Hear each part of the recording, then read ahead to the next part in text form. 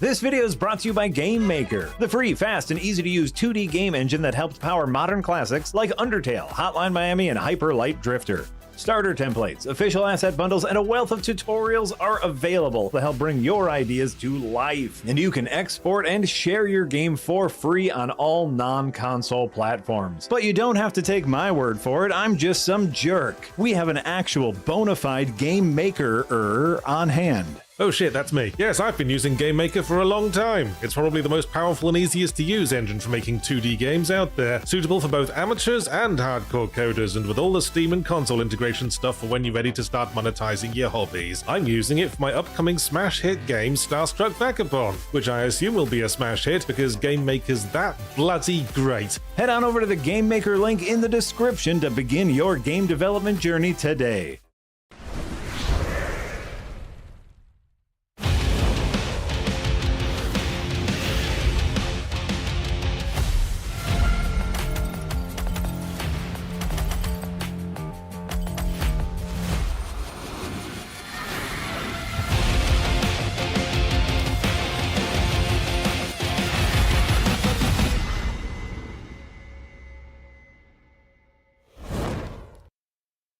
Well, hello everyone, and welcome back to Firelink Podcast, episode number 21 for Wednesday, May 8th, 2024.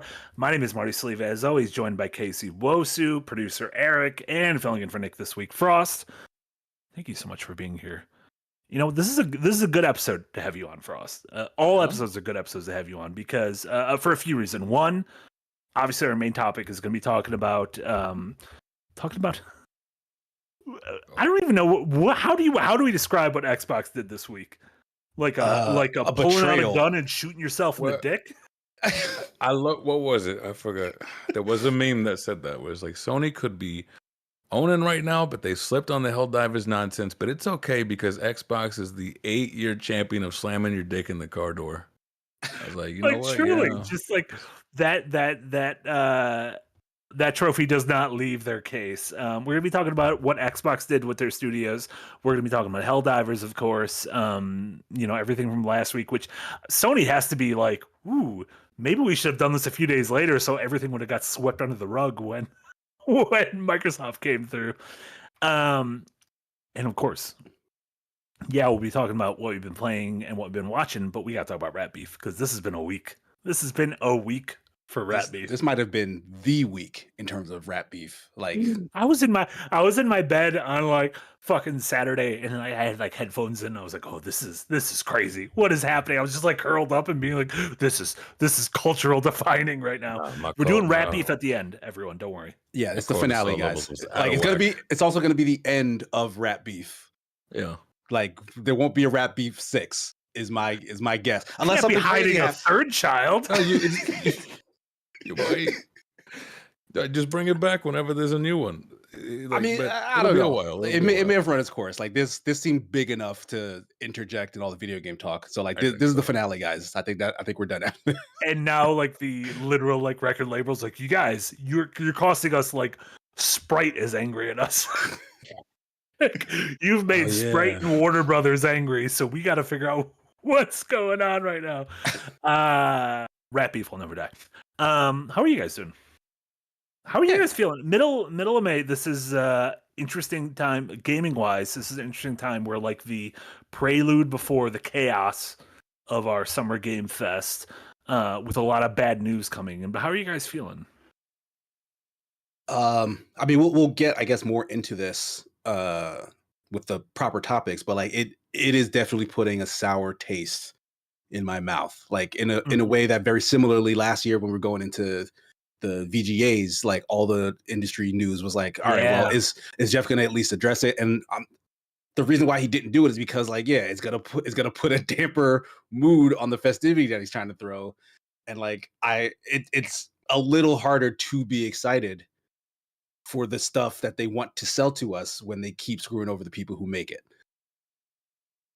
Oh, it's a good bit of chaos that's going on right now. I'm here, I'm thriving in it.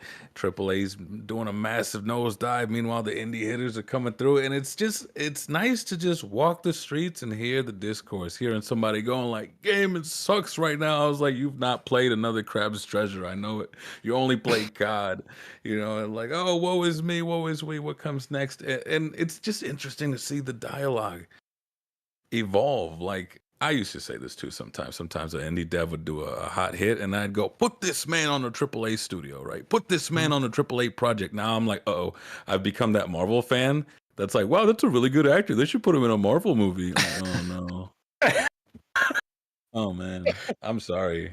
Yeah, I mean, culture defining time. that used to be a reward for actors and actresses. Yeah. I guess. Sure. But then, like the AAA industry, like they shit the bed and it lost a lot of its credibility and its excitement around it. And like Frost, I'm in the same boat as you. Like if this was recorded 24 hours from now, I feel like you and I would have a different topic. I feel like you and I might be like, oh, a generation-defining game just dropped. Can we talk about this? Yep. Yeah. Like another Crab's Treasure. I was like, give them the new SpongeBob game. I was like, no, keep THQ away from them. Is that the best? Is another Crab's Treasure the best SpongeBob It's game the ever? best SpongeBob game. Well, modern. Yeah. Some old ones are like they're bopping. I'm telling you, Yeah. they're crazy good. But this is where I think they should have gone instead of where they ended up being. But You I think don't they want should have them. I tied don't this want to them a THQ. license? I think they did fine. They did well for themselves. They did well at establishing their own scenario, their own scene with a license. Now, why bother so that they can get Yeah, that shot, would've- and put in a shallow grave after it was over They'd too? have had and, they'd have had people telling them what they could and couldn't do with Yeah. like I don't think it would have helped at all, regardless of like brand recognition. Do you look at another Crab's Treasure and do you want, like, to sort of tie into all this stuff? Like, do you look at them and what do you want? I know it's dumb. It's like, I just ate a meal. I want more. What do you want from them next? Do you? And it's the same thing when you look at Eliza P. or if you look at a Dave the Diver. If you look at like any indie sensation, you're like, okay, cool. What do you do next? Do you want that Lucas Pope like slow build up, or are you like fucking, like you said, Frost, cast this person in a Marvel movie, like give another Crab's Treasure team fucking Dark Souls 4? Oh my God! No, I don't know if you could. Simply because my big take for this one, this is satirical Souls-like. This is about as subversive as you can get. If you do another one, it's like, wait, you were doing the joke, and now it's like that spin-off show on The Boys, right? Where you went from The making fun of the Generation tropes, College now or whatever. you are the Generation trope V. now. Like, oh man. So V College. honestly, to me, it's like, yo, just move on to something else. Take the money and run. That's the wave I feel would be best for Aggro Crab. Even though you mentioned Liza P, for that I do very much want them to just do another one. Well, not like in the same universe, but like continue like the kind of plot thread that they left, only because it was so compelling. But another Crab's Treasure, I'm like, I really liked what they did, and that studio seems to have a great group of devs and like a great sense of humor and whatnot. So I would want them to just kind of follow their heart to the next thing. I'm supposed to be tied to an idea, but they might be depending on how successful this was for them. Do you think naming themselves another Crab and then making a Crab game is a bad move? Their name's Aggro Crab. It's Aggro Crab. They have other With games. another Crab. That's the name of the game. Oh, okay. Well, regardless, do you think? Oh, you mean like just Mel having Brooks the is History Crab of the is in World your Part name? One? Yeah. It'd be Oh. like if Supergiant was called Hades Boys. Oh, Like- that's fair, but it's also like, I think that's okay. Like what was it? Really? Riot Games, but plural, but they only had League of Legends for the longest time. Yeah, but it's not like tied to the thing. Like, I mean, Nintendo their first game. Mario Incorporated. I mean, But we're that would called work, though. Firelink, but we talk about things that aren't Souls games. So Got him. No, you did no. you got roasted. No, you did not got him. I heard the Not guy. what He I'm said getting you can't at. retract that. Aggro Crab's first game was Going Under, which had nothing to do with crabs. So this is kind of a coincidence that their second game happened to also star a crab, and Who they're likes named a crab. crabs? What was So like Going they are Under about? free. It was about that like not a about failing crabs? startup business. No, there were no crabs at all involved. That I'm aware of. metaphor. Unless there was like a crab paperweight or something as a joke. That'd be some nice foreshadowing. Do you guys want to go over some super chats before we get into the news? Yeah, why not? Hell yeah. Jomo Slomo with 100 Norwegian kroner, which could be anywhere from like thousands of dollars to 25 cents. But regardless, we appreciate you, Jomo Thank you. Slomo. Like that old saying, after a big meal, you got to cut off a leg so your pants fit properly. Fuck Phil Spencer. Doesn't matter if I buy their games or not. Papa Phil with his axe will chop for the stock. I feel like we should save this for the Xbox thing. That's it's hard to even talk about this without going into it. Yeah. What do you mean cut off a leg after because you ate too much? That's like a saying is like you ate so much, you did something dumb. And so to make up for it, you're going to lop off a leg, which is like, well, that's not the problem. Sure. Like the problem is because you overate. And Xbox overate. I think stupid problems require stupid solutions. Think about it. Does saying "think about it" at the end of anything provocative, like, do you think that's like the smartest move? That's like a Joe Rogan, right? Is that what he does? I don't know. Just okay. He does. I think so. Wow, that's interesting. Yeah. Sometimes it works. That's interesting. Jomo, we're gonna get to this in the main topic. I promise you. Marcus, new member. Welcome to the Green Gang. Thank you so much, Marcus. And remember, everyone, it is incredible that anyone tunes in and watches this live, supports us on YouTube, listens to us on Spotify, watches the VOD wherever they do. Thank you all. I don't know so much for doing all this. Thank you to our sponsors like Game Maker. Thank you to everyone who tunes in for this. It means the world to us. We're hitting our 6-month mark, which is fucking wild. That is not how time works. Like I legitimately can't believe that. But we have an exciting 6-month anniversary stream planned for you later in the month. So stay tuned for that. And again, thank you to everyone. Philip J. Frylock, $5 dono. Yahtzee just shamed me into donating in the credits of Fully Ramblematic, so tell him hi or something, I guess. We'll let him know. You sent it like an hour too late. Frost could have told him that. That would have been on the stream earlier. Could have harassed him, be like, look, he says hi. What did he think of Indica? I'm gonna talk about Indica later. I know we're gonna talk about Indica later. He liked it. He likes his weird games. I think, I say we save that for like the discussion later on. There's a lot to be said about Indica. There is. Casey, you gotta play Indica. I think I want to. Like that sort of thing is not usually my bag, but I'm hearing a lot of good things. Make your fiance play Indica. Oh, I wasn't even thinking that. That might be a great idea. That's good. That's not bad. Yeah, no, maybe we'll do that next. There you go. Robo Now the Snob, thank you so much for a €5 donut. I wonder if Mike Ibarra gave those $20 tips to the devs that lost their jobs this week. Nah, he's just too busy defending Phil Spencer. Good old Mike, just a tip Ibarra. This is the second time in 6 months that something bad happens at Xbox, and I hear someone going, think about Phil. What does Phil think of all this? Where's Ja Rule? Like he's the Ja Rule of the video game. Think of Phil.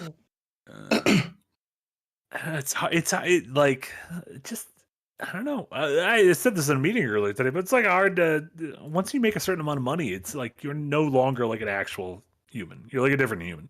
You're still like a human being, but like a different kind.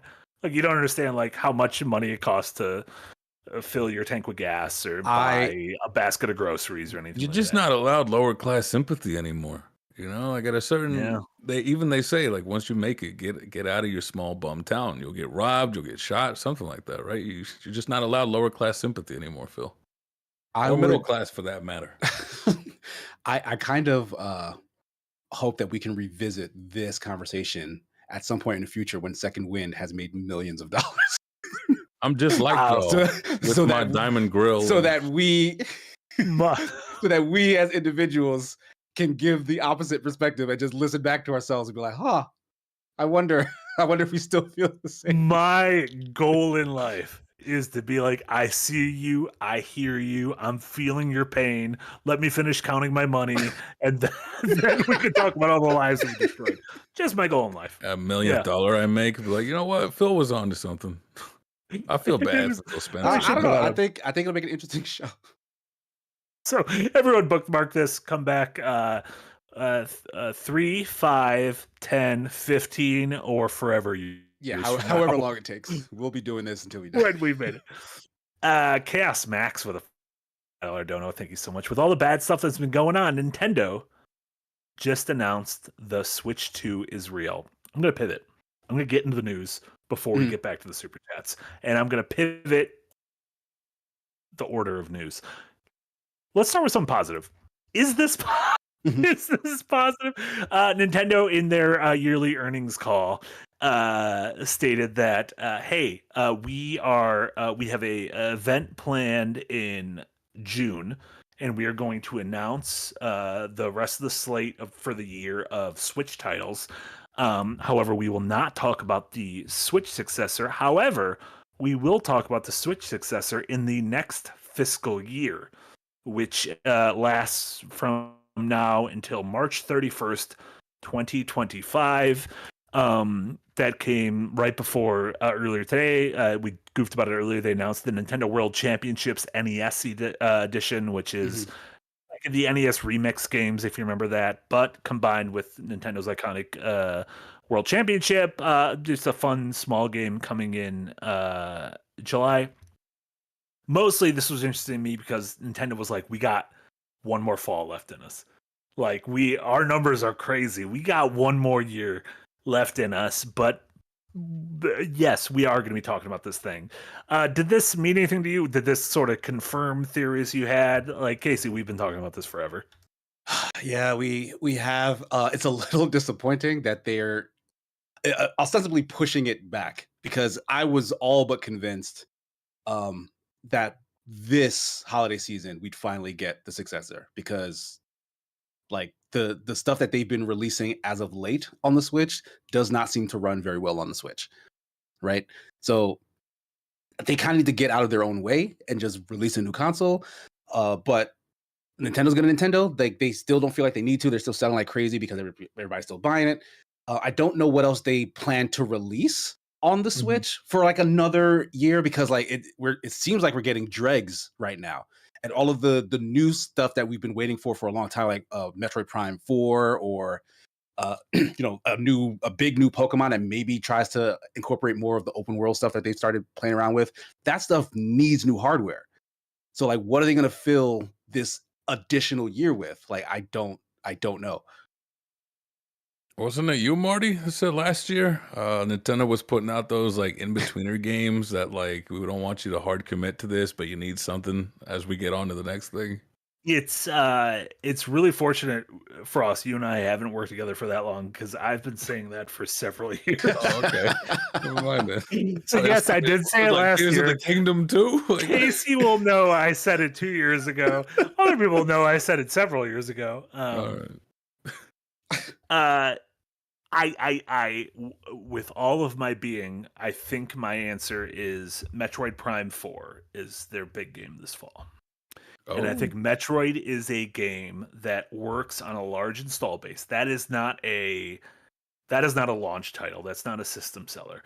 Metroid Prime 4. I beg to differ. I feel like because Metroid has traditionally never really sold a ton. Like, I think the most recent one is the best selling one they've had, right? The 2D one. Yeah, Dread.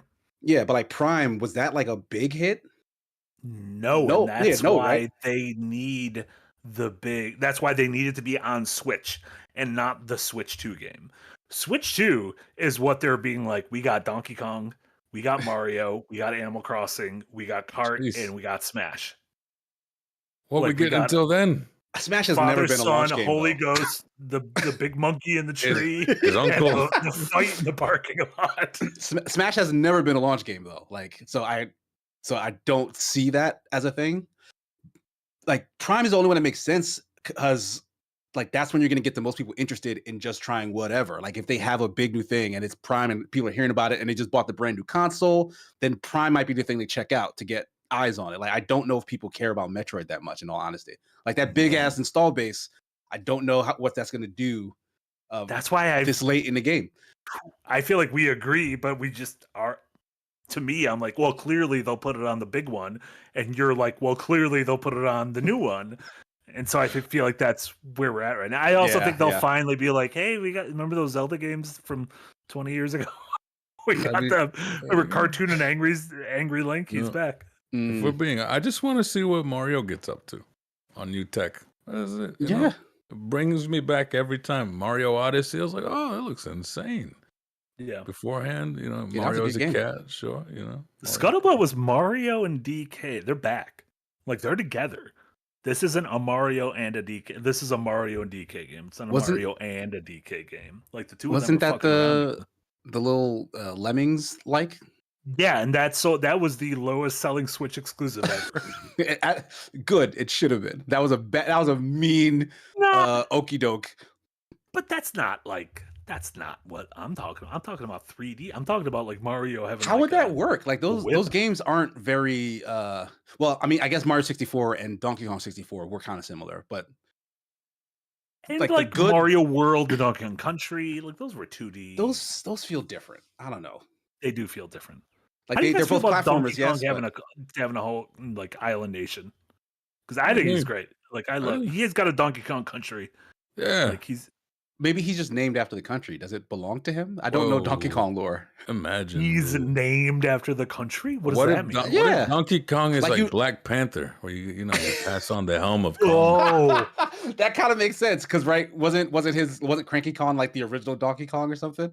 That makes a lot of sense. God. It's also a little racist. I'll just put that out there. It's like more than a little racist. It's like a bunch of British dudes being like, "Oh, right, we can write about this," and it's like, no, you probably shouldn't. But yeah, I think he's named after the country because you can name a kid London, like. I feel like you want him to get bullied. I know London Tipton, and that's it. She's not real. No. I don't know. Like I know a baby named London. Nintendo is wacky, brother. I don't even know what to think about them. It's like trying to illustrate a 4-dimensional shape. I don't know what they're gonna whip out. I don't even know what it's gonna look like. If it looks normal, that's gonna be the most disappointing thing. I want like something biblically accurate. It's gonna be the Super Switch. That's what it's gonna be. Like they can't deviate too far. They have such a good thing going for them. Wasn't that the plan with the Wii U? Like we can't deviate. We have such a good thing going for us. So at best, yeah, like that was a terrible idea. So like I don't know. It's impossible. Like Nintendo has always been hard to guess. They just weren't ready. The Wii U was like the first Iron Man suit. It got him out of the cave. No, it didn't. It almost killed the company. With a box of scraps. Yeah, the box of scraps almost killed them. Might have caused, okay. Wada legally had to lower his salary. It might have caused his cancer. Who knows? Like that could have been rough, bro. Stress will get you. Y'all need to watch your. I played a lot of Wii U on me, and I'm not feeling good. Like Mr. Stark. I don't feel good, Mr. Tony. But everyone's two things I care about for the Switch. What's Mario up to? What the hell is this thing gonna look like? They've been the craziest as far as anybody else. That's why console wars got lame. The shape of the thing got stupid. I want them to look weird again. The PS5 looks plenty weird. That looks like a shitty portal turret. Looks like a bad fan. Yeah. Yeah. Right. This is why all the Xbox things are happening. It's because it's just a cube. Or a rectangle? Is a rectangle a cube? No, that's I don't. Crap. I've forgotten geometry. What is that? Square is a rectangle. A rectangle is not a square. What is the thing when it's a rectangle but it's in 3D? Why can't I remember this? That's not what I'm thinking of. Close enough. A parallelogram. Just a prism at that point. Rectangular prism. That's what it is. Yes, thank you. A God, you're thinking of rectangular prism? Yes, because that's the word for it. And it was gone from my brain for good reason for several years, clearly. It's a dumb name. Yeah, because who uses rectangular prism? That's what again. It's called. You're bullied. You're bullied. You're in the bullied corner. God, Rectangular prism. But yeah, as far as like releases, I mean, I bought into it, even if it was yearly Marty propaganda. It really felt like, these are transitional titles. Why am I gonna drop my hottest stuff right now when we're about to go to the next one? Mm-hmm. I don't know, cross-platform. Yeah, I want to blame COVID. And then I feel like at a certain point you can't keep blaming COVID, and so I want to go back further, and I'd be like, this was Coney's fault. And I don't even know who Coney was, but I feel like it was Coney's fault. Switch, that the Fucking- new Switch kept that getting delayed. warmonger. It was the That- warmonger. That's what you're talking about. Yeah. Remember 2012, Coney. Do you guys want to talk about Helldivers? Let's Let's do it. go. Do it. So it feels like old news at this point because of how That was Monday. that was because of how quickly video game stuff happens. Yeah, it does not feel like Monday. The big news, over the weekend into Monday was Helldivers 2, which was like the breakout success of the year. That was like one of the most beloved games. That was like the game where it's like, oh, this is, you can do like you can pull all the things off if you do it like them, if you communicate with the fans, if you realize that console and PC is important. Sony, speaking of folks who shot themselves in the dick, was like, okay, so remember when we initially launched the game, we said that, hey, you're going to require a PSN ID, like a PSN account, not a paid one, but a PSN account in order to play this online. We kicked the can down the road for a while because there was obviously some launch kerfuffles and everything. However, the time has come for us to make sure that, again, you need to have a PSN ID in order to play this game on Steam. The game has sold like substantially more on Steam than it has on PS5, and there's a couple problems with this. People were like, one, we don't want to have to sign into a thing because signing into another thing is a pain in the ass. But two, it is also, well, I guess there's three things. Two, Sony, you have bad track record of keeping our information safe. You have lost our information on several accounts, and this is bad. And three is there's a lot of countries where PSN accounts just like don't work. Like we just can't sign up for one of these countries. Or UK and Ireland, they need ID and face picture, to get a PSN account. I was Oh like, my what? god, that's even That's worse. I didn't know that. 1984. How does that even happen? Gotta give like a big Brexit? thumbs I don't up. know. Yeah, it's probably Brexit. Brexit. Any problems they have on that Labyrinth side in of the the chat, pond, he'll I'm probably- just he'd like, probably it's tell us Brexit. Probably. Yeah. And so for 24 hours, Arrowhead Studios, the developer behind Helldivers, and Sony were the subjects of like a mass revolt with massive downvotes on Steam and everything. Like it's crazy to see how positive everything was until you get to the end, and then it's this crazy downvote. Fucking stock Arrowhead market crash. Yeah, seriously. And then Arrowhead trying to wrangle together what was happening, trying to fix things, trying to communicate with the audience like humans, and eventually Sony being like, yeah, we reflected on ourselves, we made a bad, and this isn't going to be the case anymore. However, we still haven't completely fixed what's going to be going on in the other countries. Frost, you've been looking into this a little bit. Obviously, you've been playing Helldivers quite a bit. What was your take on this? I tell you one thing, that community manager, he's a hero. Absolutely. Who got man. fired? Yeah, he got fired because he was like essentially goading them like, yo, if you want to make a dent in this, you want any chance of this actually working, refund and change to a negative review. That he was saying the thing that's like, I'm not gonna say like Arrowhead went, yo, somebody's got to take the hit for this, but I mean he did the right thing essentially. He did his job. He's their Snowden. Not Like well. He's their Snowden. No, he like that. I don't know if it was a guy or girl, honestly. But they did their job. Like they advocated for the community. Like they were very loud and very united in what they wanted, and they figured out a way to get that message to the people who would do something about it. Like that's a freaking legend, in my opinion. And the fact that they were rewarded with that by being fired is kind of upsetting. Well, And like, what is that? What is that? Who like?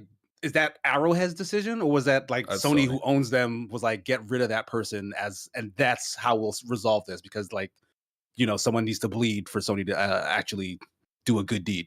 Yeah, it's like what is it, Behind Enemy Lines, where what's his name saves Owen Wilson, but he's like, if you go after that boy, you're getting demoted, you're out. And he's like, fuck you, I'll do it. I'm getting the boy. And that, I mean, yeah, that's it. Somebody jumped on the grenade. He went for it. Signal boosted it. Of course, he was going to get shot, and it had to be by Sony. It is funny because you see, like, literally look at chat right now, and half the people are like, "Fuck yeah!" Like, make this man president, and the other people are like, "Yeah, he deserved it."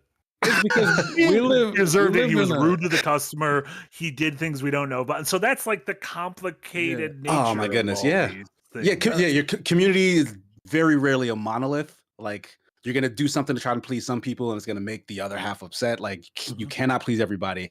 That's just the truth of the matter. Like I'm gonna be a little biased. I am a community manager, so I know the struggles of trying to wrangle a group of people who are very very passionate about a thing and who are not the best at expressing why they're upset about something that they like, right? So like I can forgive someone being rude, put in a lot of pressure. I can even forgive someone who is passionate about a thing being miffed and then being rude in terms of expressing themselves. So on both sides, like whatever, we're talking about the actions, like the actual thing that this person did, which which helped get an issue resolved. Like that is admirable, regardless of how Also, you feel about that individual. how many of y'all are actually in that Discord and we're watching that go down? I've seen the I was not, no. screenshots. Exact, not you guys, but just anyone in general who's like, "Fuck that guy." How many of you are actually in that Discord watching all the harassment that was coming through? What he did was absolutely light. All you're seeing is the screenshots. All you know is that he's a community manager. What a bad look. How unprofessional.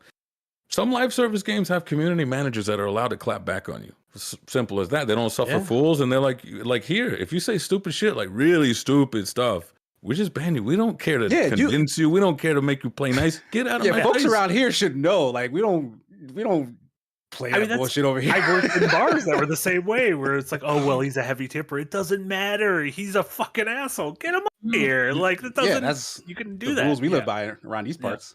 Like, some community managers are more like bouncers in that regard. And if you want them to be your bad guy, well, okay, you're paying somebody to be your bad guy. And apparently, he was willing to go the whole way, even if it meant going against Sony. Dude's fired, he's gone, but still, I mean, he got the job done. I think that, number one, big part.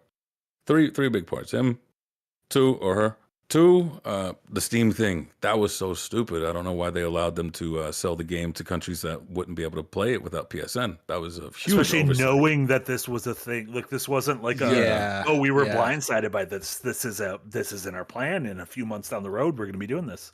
Yeah, so like I mean, was that like a setup? Was that potentially a way, because we all know that Arrowhead was kind of taken aback by the success. They didn't expect it to be as big. So was this something they were maybe hoping just wouldn't get noticed? Like if they get a couple extra sales, and then like when the switch gets flipped, then it's like, all right, well, we'll deal with these couple of edge cases, but the majority of people don't care. But there's no way to know, right? Yeah. I don't know. That was a huge oversight, and Steam honored it. They're like, "Yep, they changed the terms. We'll give you guys refunds." There were some nasty ones. Some had like 90 hours played, 200 hours played. Like that was crazy. I was trying to see who got the record.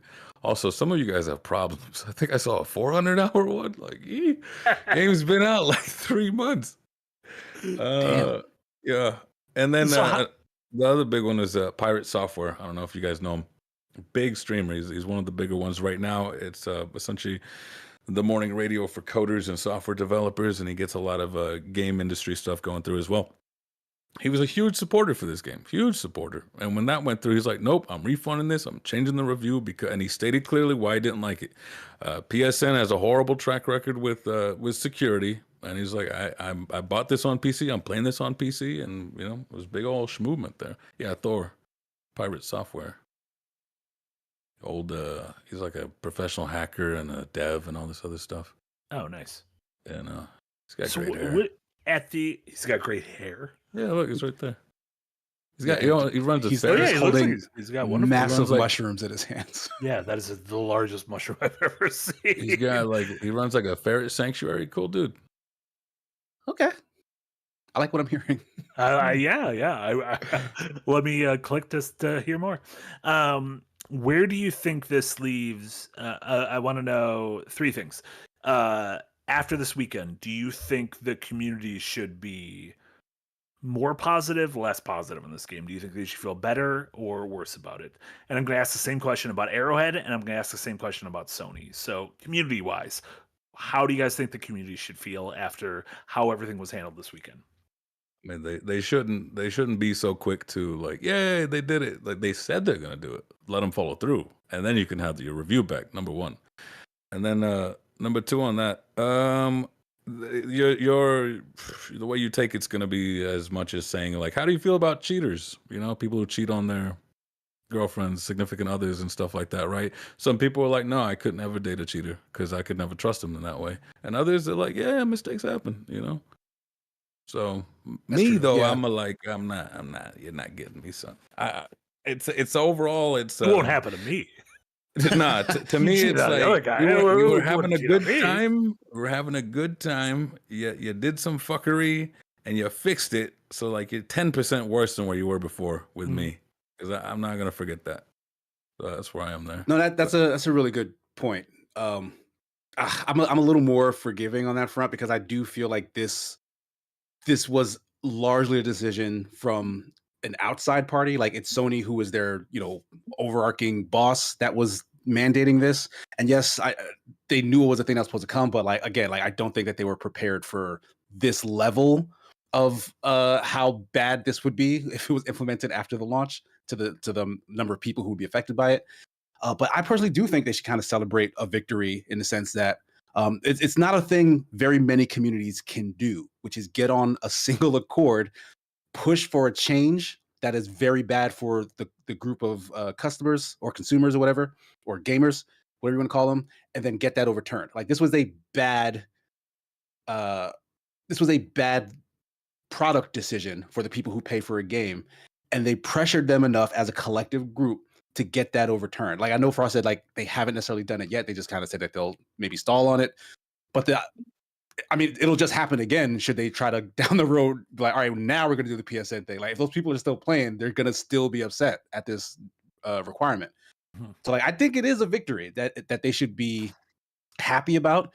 But I think they should remember that when they're advocating for something that one makes sense as a large group that has a coherent point, that they can make change. And that should be applied to other things that, again, let me reiterate, make sense. Things that are good for the majority of people who are consuming a product. Like, and sadly, like it takes these big companies to do like real evil, heartless shit for people to be like, oh, you know what? That's bad. We should probably say that that's not a good thing. But there's a lot of things that are smaller than that, kind of spread out all over the place that we could probably get rid of if folks would just pay a little bit more attention and group up a bit more with a positive agenda behind it.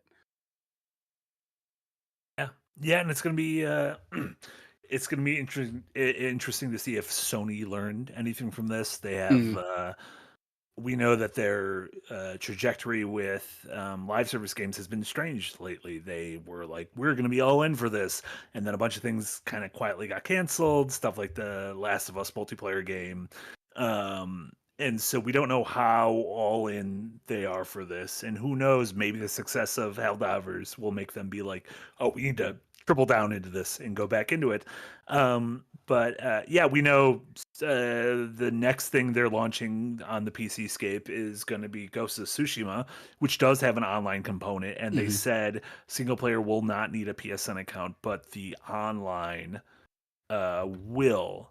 And that is as of right now, because that could, like any of the stuff, that could clearly change by the time it launches later on in the month. But do we have any idea why there are a set of countries and regions that do not have access to PlayStation Network?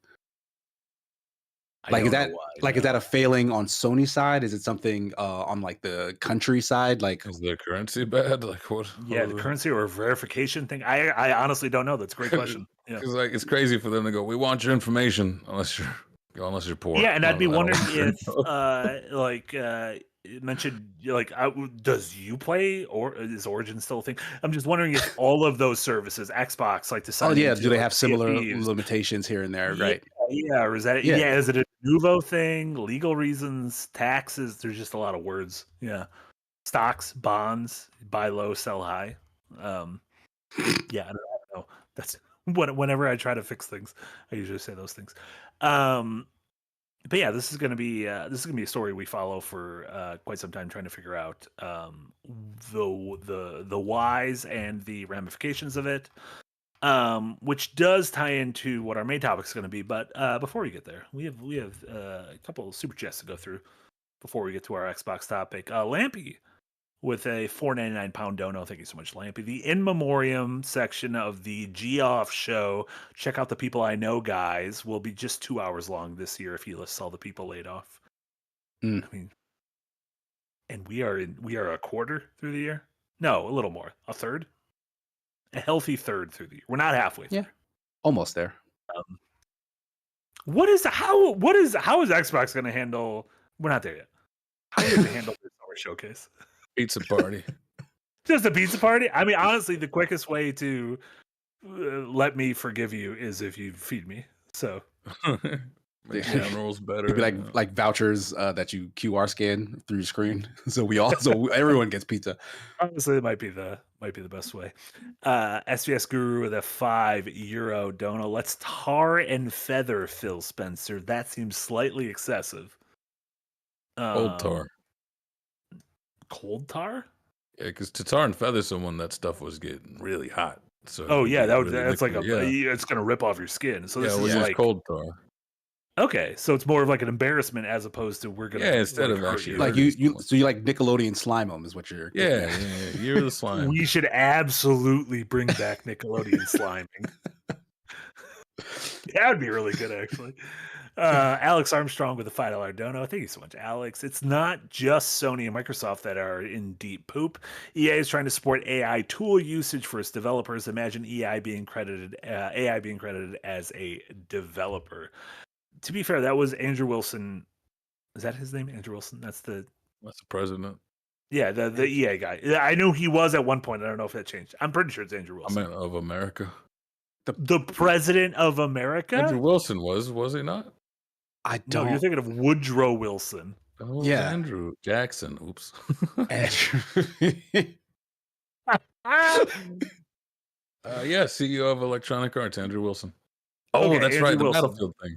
Yeah. So he, in being a money robot to his shareholders, was like, our developers are very excited, and he's also very short. So I'm just throwing shade, and nothing against short people, but he's like extremely short. He's one of those guys where it's like you have too much money for a man who's like 4.5 feet tall. That's why he needed that money. That's why he needed that money. Tie it and put it to his feet. Yeah. Goals. Yeah. Put money phones on his soles. He was saying how our developers are very excited about the prospect of using AI to make our jobs easier. And it's like, fucking no, they're not. If the developers were excited, they would say they're excited. You're excited because of the possibility of making more money, even though you have infinite money. And it really doesn't matter if you have more money. But at this point in your life, you have nothing else other than more money, ? Still won't bring back my dad. Maybe. He said 5 private investigators and I still can't find him. You don't have Andrew Wilson money, though. You could find him. Boy. Like, I really think someone that AI changed to look like your dad. Where did Andrew Wilson make the AI statements? Was this like one of their investor calls or something? I believe it was to the EA investors. Okay, because that sounds like the kind of thing you peddle to them because AI is a buzzword that gets people excited and throwing money at it because they think there's going to be a big return. The reality, as most of our audience I think already knows, is that AI can be useful as like a helper tool for people who have actual talent and skills. But that's a process that's going to take time to get implemented, and it will probably get implemented because they are force feeding it into the industry. Yeah. But any attempt, we've probably seen a bunch of them already, but any attempt to use AI to replace people in terms of making it art is gonna fucking crash and burn, like without fail. Like that's stupid, and they're gonna have to learn it the hard way because they're gonna try their luck. On the same investors call, he also said that he has been playing the new Battlefield game with the development team, and it will quote be tremendous live service. No. What's your review of the game? Just exquisite live service.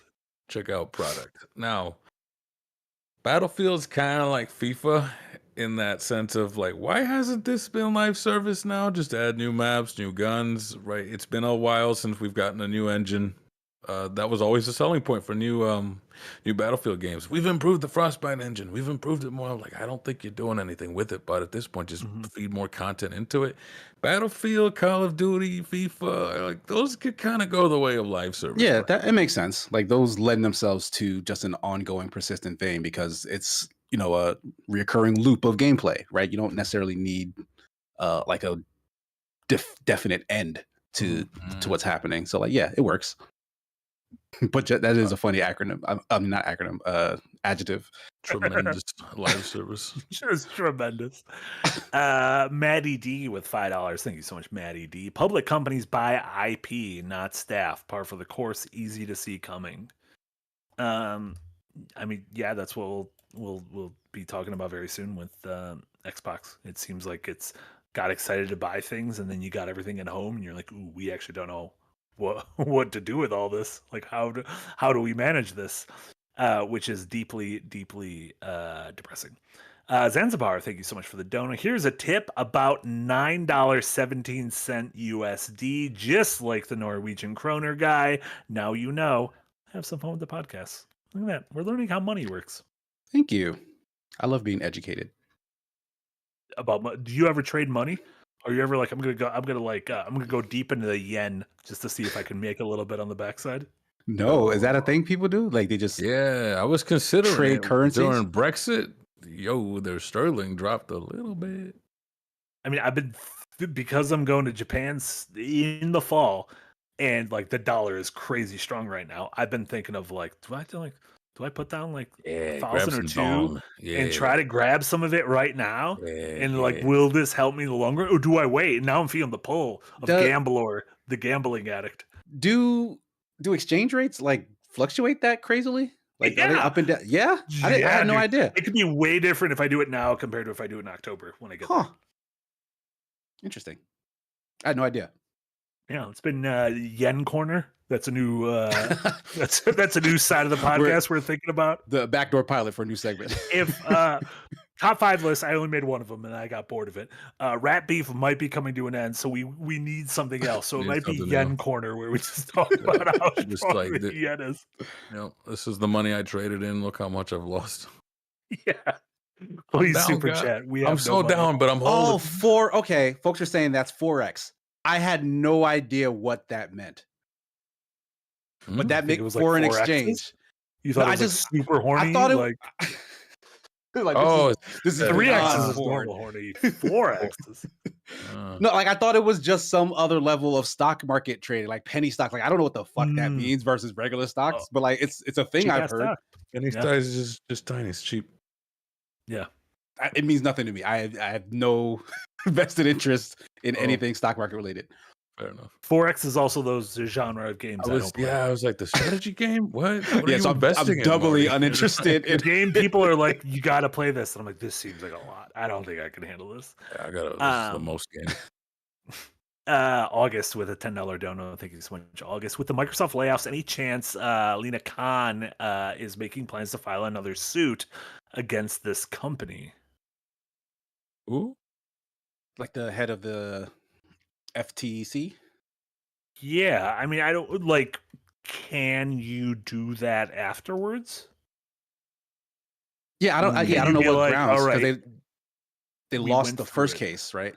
Yeah, can you do like a post? Can you be like, hey, you remember the thing we were worried about? How you were gonna fire a bunch of people? You did it. So. Yeah, I don't know how like trade court works, but I thought in regular court you couldn't just take people back for the same trial, but that's probably just criminal things, right? Double jeopardy you're thinking of, yeah. Yeah, like that's criminal justice. I don't know. Corner, we're gonna do trade court. Every week we try to talk about what is going on with the FTC. Shit, I know, Frost. Do you like looking at that stuff? You seem like you dabble in weird circles. Do you know if I can't make money from it, not necessarily. I mean, sometimes it's okay. Yeah, you can look at an FTC ruling and just like, all right, now's a good time to short it, but Unless it's something drastic, I don't care. Because here's an interesting thing. I'm not going to say her name, but there's a very influential member of Microsoft that I've been keeping track of her buys and sells of Microsoft stock, and she has been on a tremendous selling spree recently. And this dated back to like 6-8 months ago, and I was like, "Girl, you know something? You know that's about to go like down a little bit, aren't you? Because that's what you do. If you think you're near the peak, you sell it, as Marty said. Well, the opposite of what Marty says, you sell high, and then once it drops, you can buy your stuff back, and now you've just made money in the interim. Is that not insider trading? See, that's the thing, is like it's hard to prove insider trading. You have to the closest they've ever gotten to getting someone for insider trading was the Ubisoft people, because it was like 4 of them, like communications and all these people. It's hard to prove because how can you not just go, I got lucky? And usually it's something like, let's say we're going to invest on some tiny little stock no one's ever heard about, Tony X or something like that. And because we know, well, we invest like crazy into it, and then we're going to get got for insider trading of like, how did you know this was about to go up? Mm-hmm. It's a lot of just sus activity, and it's really, really hard to get anybody on insider trading. But it does happen in gaming. Martha Stewart wasn't gaming. Yeah. It's usually for some really crazy things like, oh, how did you know Bethesda? Like, why did you buy so much? I don't know, Kohl's stock. You knew that one of us knew a studio was closing down, and we went crazy into it 2 weeks ago. Yeah. It's funny you brought up Martha Stewart rather than Yuji Naka. Martha Stewart's Bell in Wonderworld. Yeah. See, he gave in. I don't know why. I don't know why he was like, yeah. No, this was, I think history is going to be on Yuji's side. I think Yuji was set up. He was a victim of the game. He was too kind for this world. We'll talk about Rat Beef later. I think Yuji was too kind for this world. I think Yuji was not here for the insider trading Japanese games industry beef. They got him because he was trying to get others in on it too. That's the problem there. He had too much. He was trying to help his friends. He was like, "Let me put you on game." The pyramid makes sense. There's nothing wrong with the pyramid. He tried to give 2 people tips, and they were going to pay him back a percentage of what they made, and so that was easy to try to catch him on that. Hashtag free Yuji Naka, let our dog out. Robonob the Snob with a €5 don't. We're not even at the main topic yet. And I got a fucking 8 movie. I got an 8 movie to see in 1 hour and 6 minutes. Did you know they're back? The monkeys are back. Why? Oh, Planet of the whatever, Kingdom of Planet of the Apes. Like 8 months. What's that movie called? I literally don't know. It is something of the something, and the word apes is somewhere in there. It's directed by Wes Ball. You know what he's directing next? Legend movie? Of Zelda. Oh.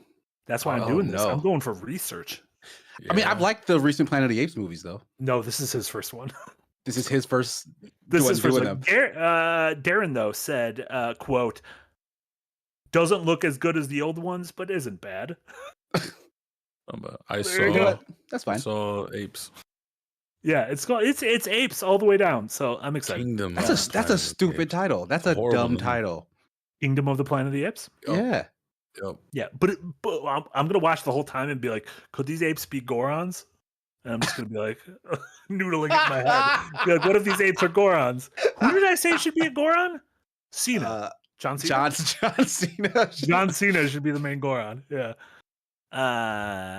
Robonob, thank you so much. Awful ideas, bingo. Switch 2 works in portable mode only by connecting a smartphone as a controller through a Bluetooth. Robonob, why would you even put that into the world? Why would you even give Nintendo? Why would you give Nintendo that off ramp? Knowing Nintendo, it'll never be able to decouple from your phone either. Listen, we believe in the sanctity of marriage, and your controller is married to your console. Only this phone will work from now till forever. We have Sony Super Chats, and I have a feeling there's going to be people who just click into this because they're like, this is an interesting topic. I want to hear about Xbox, and they're going to be so mad by this point. Speed it, we go. We are an hour in, and they're just going to be angry. They're going to be fuming. They're going to be like, dearest Nicholas, why did you let them talk about this? Philip, thank you so much for joining the tip jar. Appreciate it. Philip Aratis, $5 dono. Arrowhead/Sony is similar to Wizards of the Coast and Hasbro, the parent company burning hard-earned goodwill to test waters. I mean, that was the best part of my theory there. I feel like Sony saw, not that Helldivers was on the way out, but it was downward trending towards its stabilization zone. If they weren't like, you know what, let's try and cash in as many of these people as we can right now. That's kind of like an old school live service thing. It really is, where you're not going to get the whole peak, but if you can get like a half of it or a quarter of it to be fiercely loyal, then you're okay with that, to buy into your ecosystem. They might have pulled the trigger too soon. Do they not have anyone on staff who's like in tune with that kind of shit? This feels like a bunch of old white folks who don't know what's going on. What do you mean? This is the decision we'll make. Well, more people will sign up to PSN. There was no one on staff who was like, listen. Those people absolutely exist. I mean, that was sloppy. 100% exist. They don't get listened to. Not high enough. I don't know why they didn't say like, yo, let's just give them a skin. Like, connect to PSN, you get this free PlayStation skin. They love that. That feels like such an easy win. Or even like give them, what are the things, like 100 killer bucks or whatever the currency is in the game. Yeah. Isn't that what they ended up doing with the cape they made as a as like a celebration cape of the downtrend? I mean, that's like incredible marketing. But you have to sign up to the PSN to get the cape, I think. Yeah, it would have been so easy. Give them a cape and they're all like, yes, sure.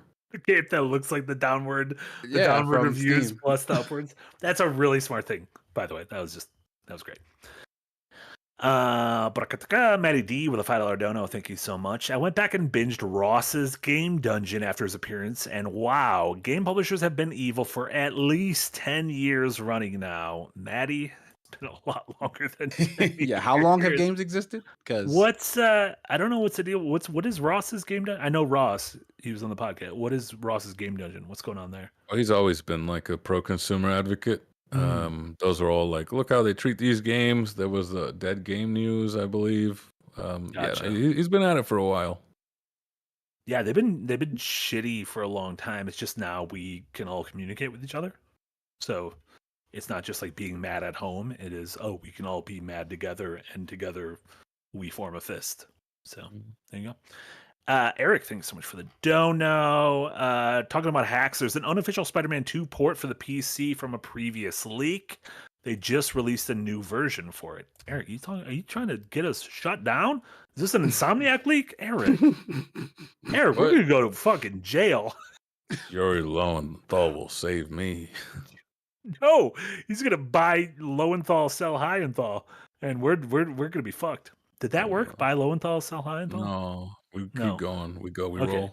In my head, it worked. Eric, do not show gameplay now. Eric, no, you will not, Eric. Tinker with a $2 dono. Thank you so much. Nintendo wins by doing absolutely nothing. That's how they've won and lost. They don't care what's going on. They don't give a shit about. They're in their own world. I told you, bro. Yeah. They got the secondary position locked down. They don't need to do nothing. They're just vibing. They're like at a club vibing. And they're not like interacting with anyone else. And you look at that person and you're like, you took party drugs before this, and we don't know. You're not like in the same universe as us. But they're just having a good time in the middle. And they're like, hey guys, Kirby's coming back. Everyone's like so many people have lost their jobs. Like, shit, I love Kirby. You're like, man, the last Kirby game was great. It's a downer of an industry right now. I could do with some Kirby. I could do with a little Kirby. Kirby enthusiasm. That's something. I don't know. Someone, Nintendo, do it. Alex Armstrong with a $5 dono. Now a Kotaku article says Xbox didn't have the resources to run all those studios. Given it's Kotaku, not sure if it's BS or Microsoft being vague. Kotaku's reporting is very good. So if you read a news report on Kotaku, it is generally well sourced and everything, and that is referencing both a Verge article from Tom Warren and a Bloomberg article from Jason Schreier, which, I guess to kind of get into it, and we'll get into the rest of the super chats afterwards.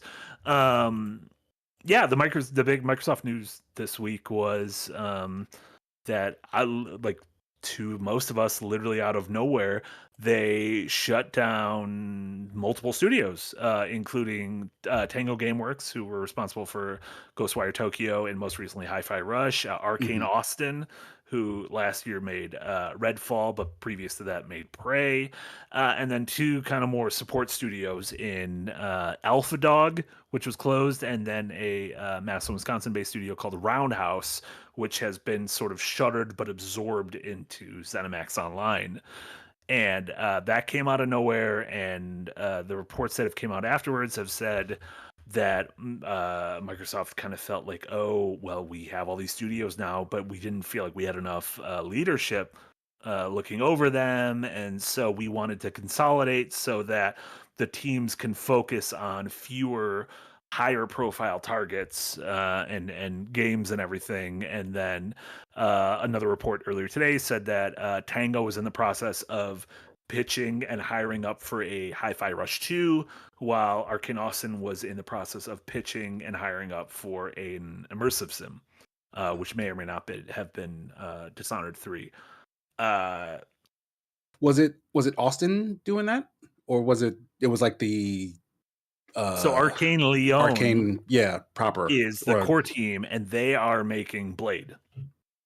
Right. It was okay. the Deathloop studio, which we'll get to in a little bit. The creative director there, Dinga, came out and sort of like had this very honest Twitter thread about how like this caught him out of nowhere. This fucking sucks. This is not how management should treat human beings. This is not how executives should treat creatives. If you run a business where your job is to empower creatives to make things for you to make more money, then this is a failure on your part. This isn't a failure on the creative's part, and this is a failure on marketing's part, and this is a failure on other folks. And the Prey was the 2017 Prey, or whatever year it was. The Prey, the space Black Ooze. Yeah, Space Prey, the more recent of the two, not the Native American alien one. I guess Frost, right off the bat, like what was your takeaway from this? Well, this business as usual. Let's see. God, because I'm writing a script on the new Cold Take 'em out. I don't want you to. You don't have to give away too much from it. I want to drop the whole load just yet. No, it is a lot of business as usual. It's a lot of honestly, I think the reason that this is so like chaotic right now, and this isn't a big old blame game and whatnot, I think a lot of this is them trying to recoup their losses from the Activision Blizzard thing. Yep. Like they lost so much money from that. I was even telling Casey, I was like, I want this trial to go on forever. That's that way they just keep on draining money over and over. I don't think it was supposed to be this crazy. I don't think they were intending to sell off this many studios. I think this is them definitely trying to recoup though. Now, is it so bad that they're rethinking strategy? I could see a world where they generally are just like, let's do some genre heavy hitters, cozy racers, fighting games, blah, blah, blah. Some live service ones to keep people going. And yeah, we just swap to Game Pass and we just live in live service and look for people who can make back 2, 3, 4 times their money instead of just like, okay, RIPs just don't sell anymore.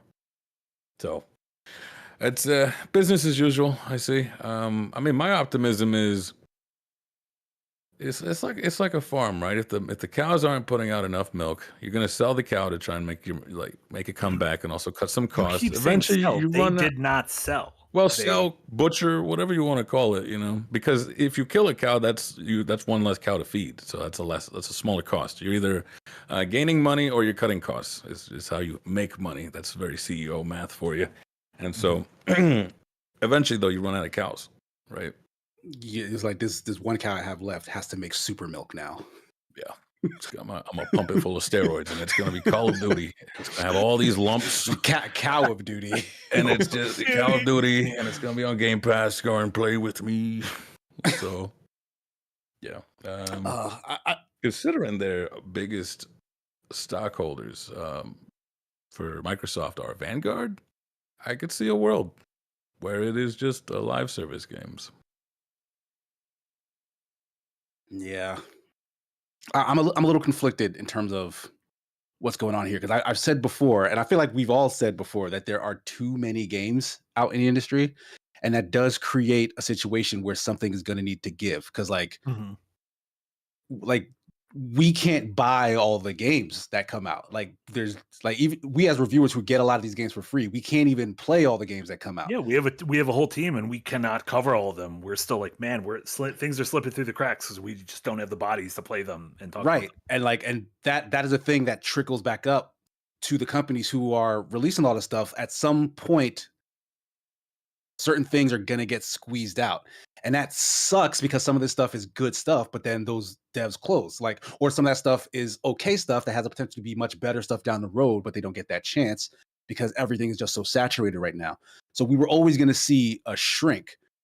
But weirdly enough, I personally thought that Microsoft was maybe one of the few big ass publishers that could get away with just eating that loss for a while because they have this massive other company that can kind of float them, that is being, Windows, etc., and that they have a platform that incentivizes just tons and tons of games. Like the more stuff they can have on Game Pass, the more enticing that is as a live service. So that question of whether Game Pass is profitable or not has always been this kind of thing hanging in the air.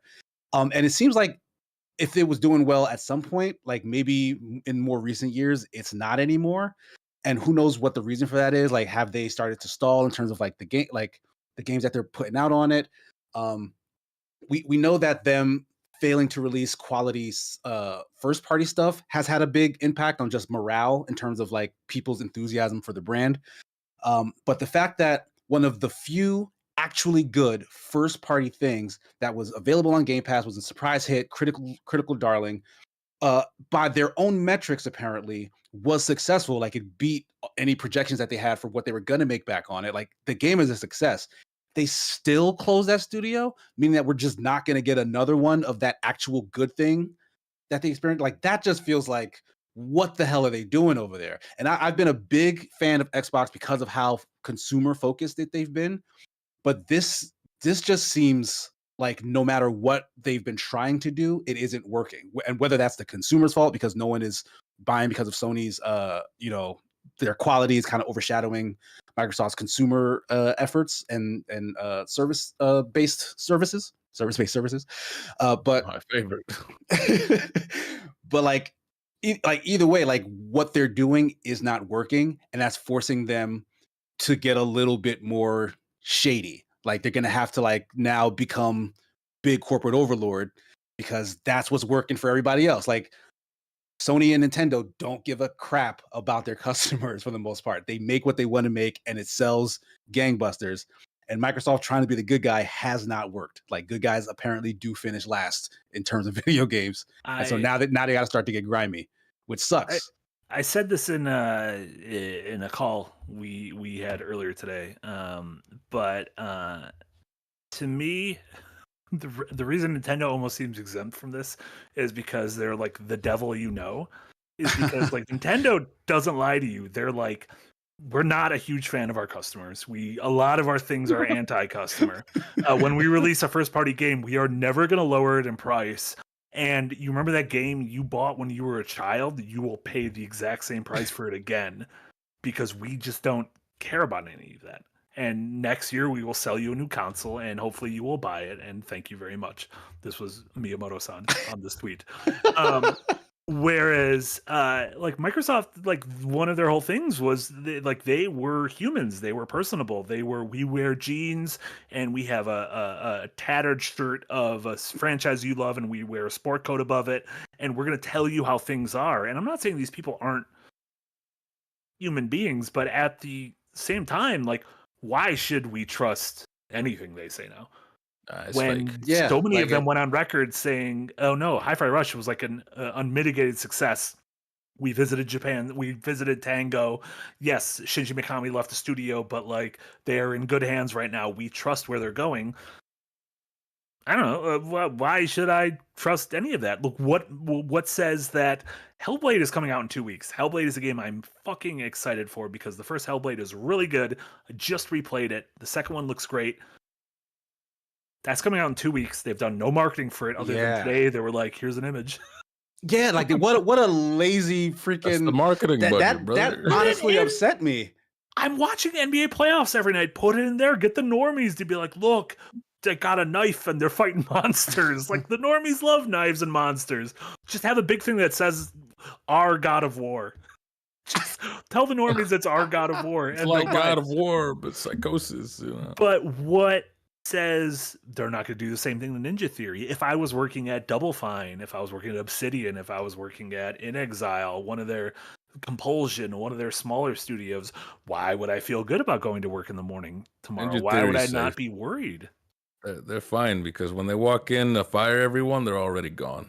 They already left the job. They saw what happened. They're like, quick, get that CV going, get that resume. As soon as they launch, we're done. We're out of here. Yeah, there's a real morale hit within a company when this sort of thing happens. And that hit has been lingering over just the game development community since not just last year, but the year before that even. Yeah. So like everyone, like people love working in this industry. So like they're gonna see if there's anywhere else they can get in. But like when literally every single dev is doing the same thing, it's almost as if you get axed, that's it. Like you have to find work outside of the gaming industry. So that talent just vanishes. So like we just won't get whatever good idea would have come from these people back. And that like it's horrendous. Fucking bummer. Yeah. Yeah, it's an absolute fucking bummer, and I don't know. There's always going to be, we'll be talking about soon when we talk about what we've been playing. Like, there's always going to be fucking rad games. If you go to the indie space, like, holy shit, this month, this like small chunk of this month is lousy with amazing indie games. But when you look at the AAA space, you're just like, this is untenable. I don't know if this isn't working for any of the big first parties or third parties. So what's going to happen? And I don't know. I don't know how any of this works.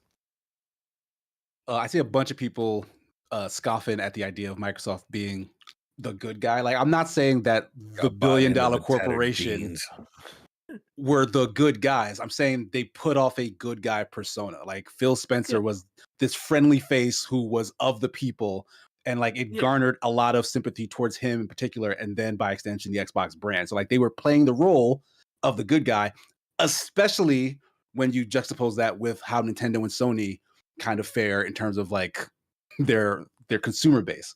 So like that's what I'm getting. I'm not saying Microsoft themselves were ever overly concerned with the consumer, but like it's a strategy they did a great job of doing that, and I feel like all of that goodwill.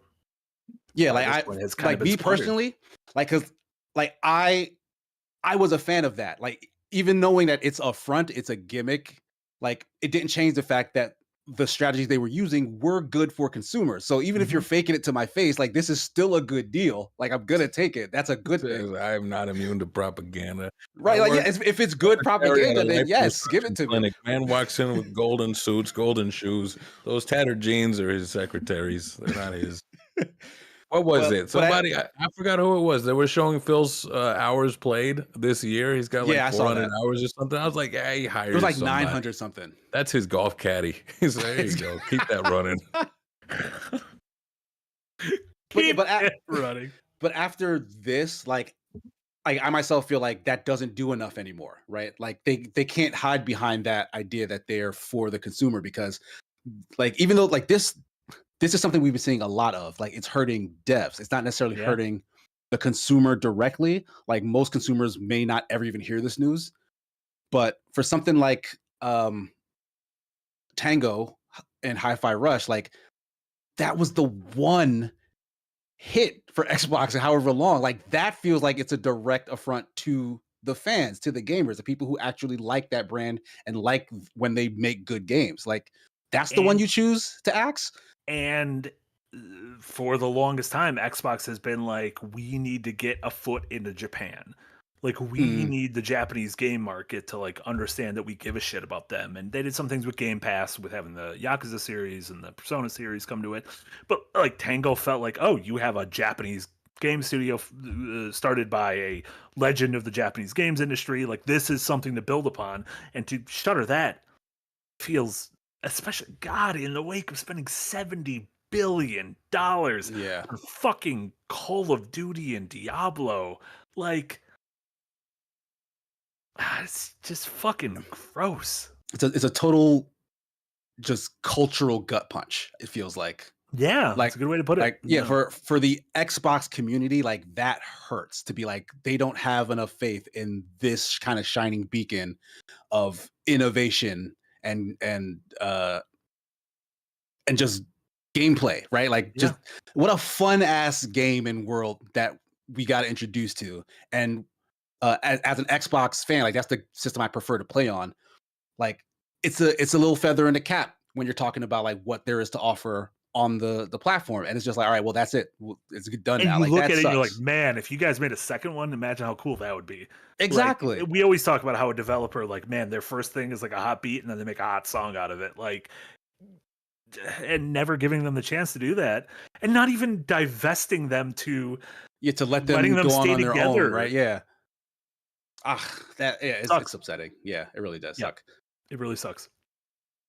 Tinker. Tinker's the person who gave us money. That was a weird, like, I guess if you weren't looking at the thing I was looking at, you'd be like, why did he say Tinker? Tinker with a $5 dono. Do y'all think Team Asano is surviving the next 2 years? Yes. Who's Team Asano? Asano is the that's the team who made Octopath Traveler and Bravely Default. Over at Square Enix. I think they are fine. I think they have a cushy in with Nintendo, and I would imagine something. I would not be surprised if Bravely Default 3 or something gets announced in June to come out this fall on Switch, and it sells a shit ton of copies. So I think Team Asano is perfectly fine, I would say. Quincy Martin with a $5 dono. Thank you so much. Came in late. Did I miss the rat beef update? Hashtag BBL jersey. Yeah, that's oh man, I can't wait till we get to that stuff. It's coming soon. It's coming very soon. And Harry's son with $5 Australian. Thank you so much. Also, happy 6 months to the second win, fellas. Thank you. You've also put out superb content so far, and I'm excited to see where you go from here. Also, RIP Tango. Agree, RIP Tango. And thank you so much. Yeah, we yesterday I think was our official 6-month anniversary. 2 days ago, something. The 6th. Yeah, I think it's the 6th. Whatever that was. That is wild. And as we mentioned before, we have a big 6-month anniversary shebang planned for later on the month, and we'll give you all the details of that when we have them locked down. And DMB, thank you so much for a $5 dono. Given the very similar circumstances, like too many low quality games, do you think the games industry is heading to another crash, like in the 80s? No, not even close. Absolutely not. Yeah, I don't see anything crash like. There's definitely a sea change. Like what is it when a thing slowly Contraction? shrinks? Contraction. Yeah. Like things got bloated because of just probably COVID, but just also scale, right? Every company wants to grow and grow and grow. But yeah, they're gonna have to contract a little bit because there's too much stuff. And it was always gonna do this, but like this, it sucks because it's gonna hurt along the way. Yeah. A lot of stocks are reverting to their old trajectories. Not Xbox, they're gonna keep on fucking slamming that, but like Sony, they're kind of back to where they would have been had COVID not been a thing. Yeah. Of just like that nice gentle upward slope. Yeah, So that is a huge factor. That's kind of sort of the I guess the silver lining is the beatings are almost over.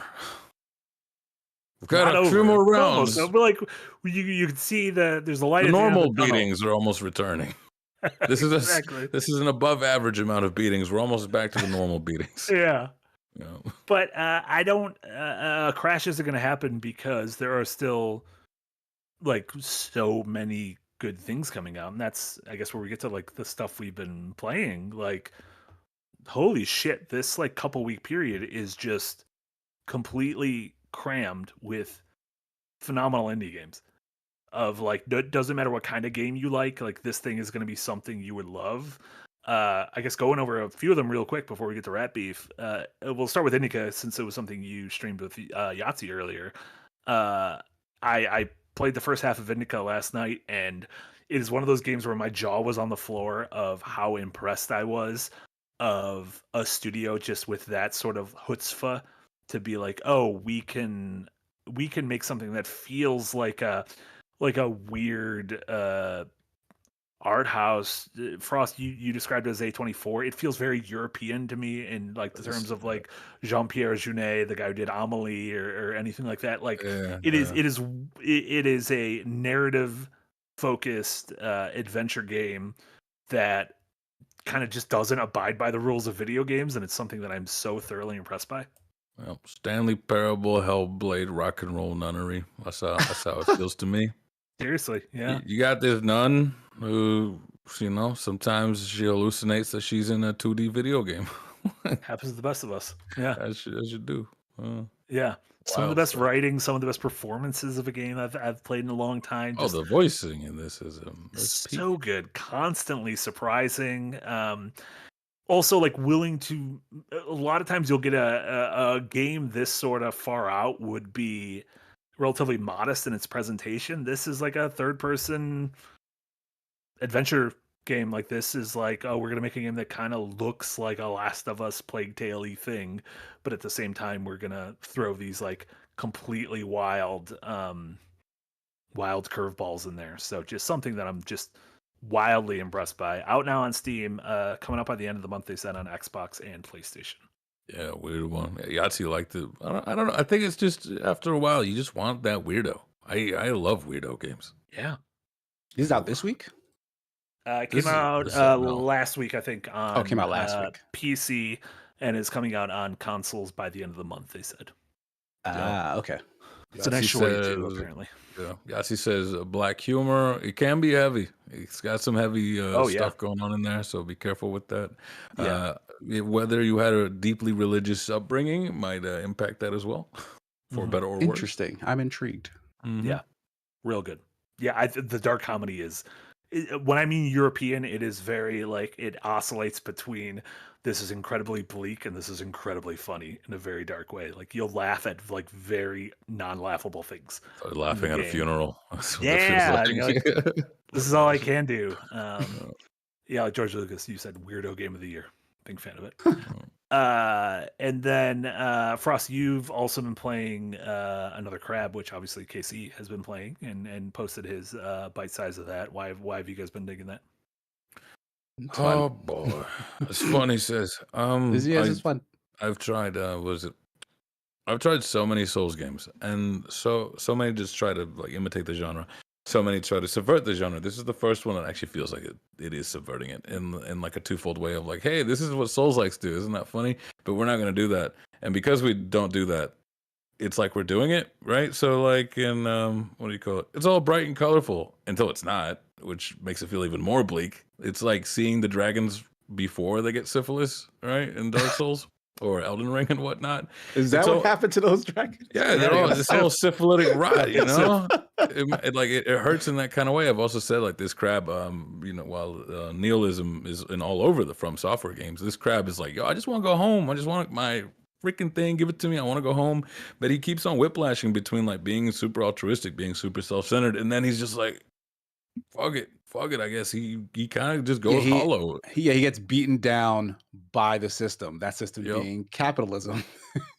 Capitalism helping others, all of it, all around. It's also like, wouldn't it be funny if any Souls game actually had proper platforming? Yeah, let's do that, right? Wouldn't it be funny if a Souls game had accessibility options? Yeah, here, just have a gun. Just have a gun.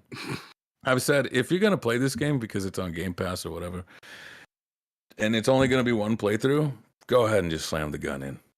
Just go ahead. And so this has cured my Souls-like fatigue. I'm ready to take another beating. I might have to put this in between beatings.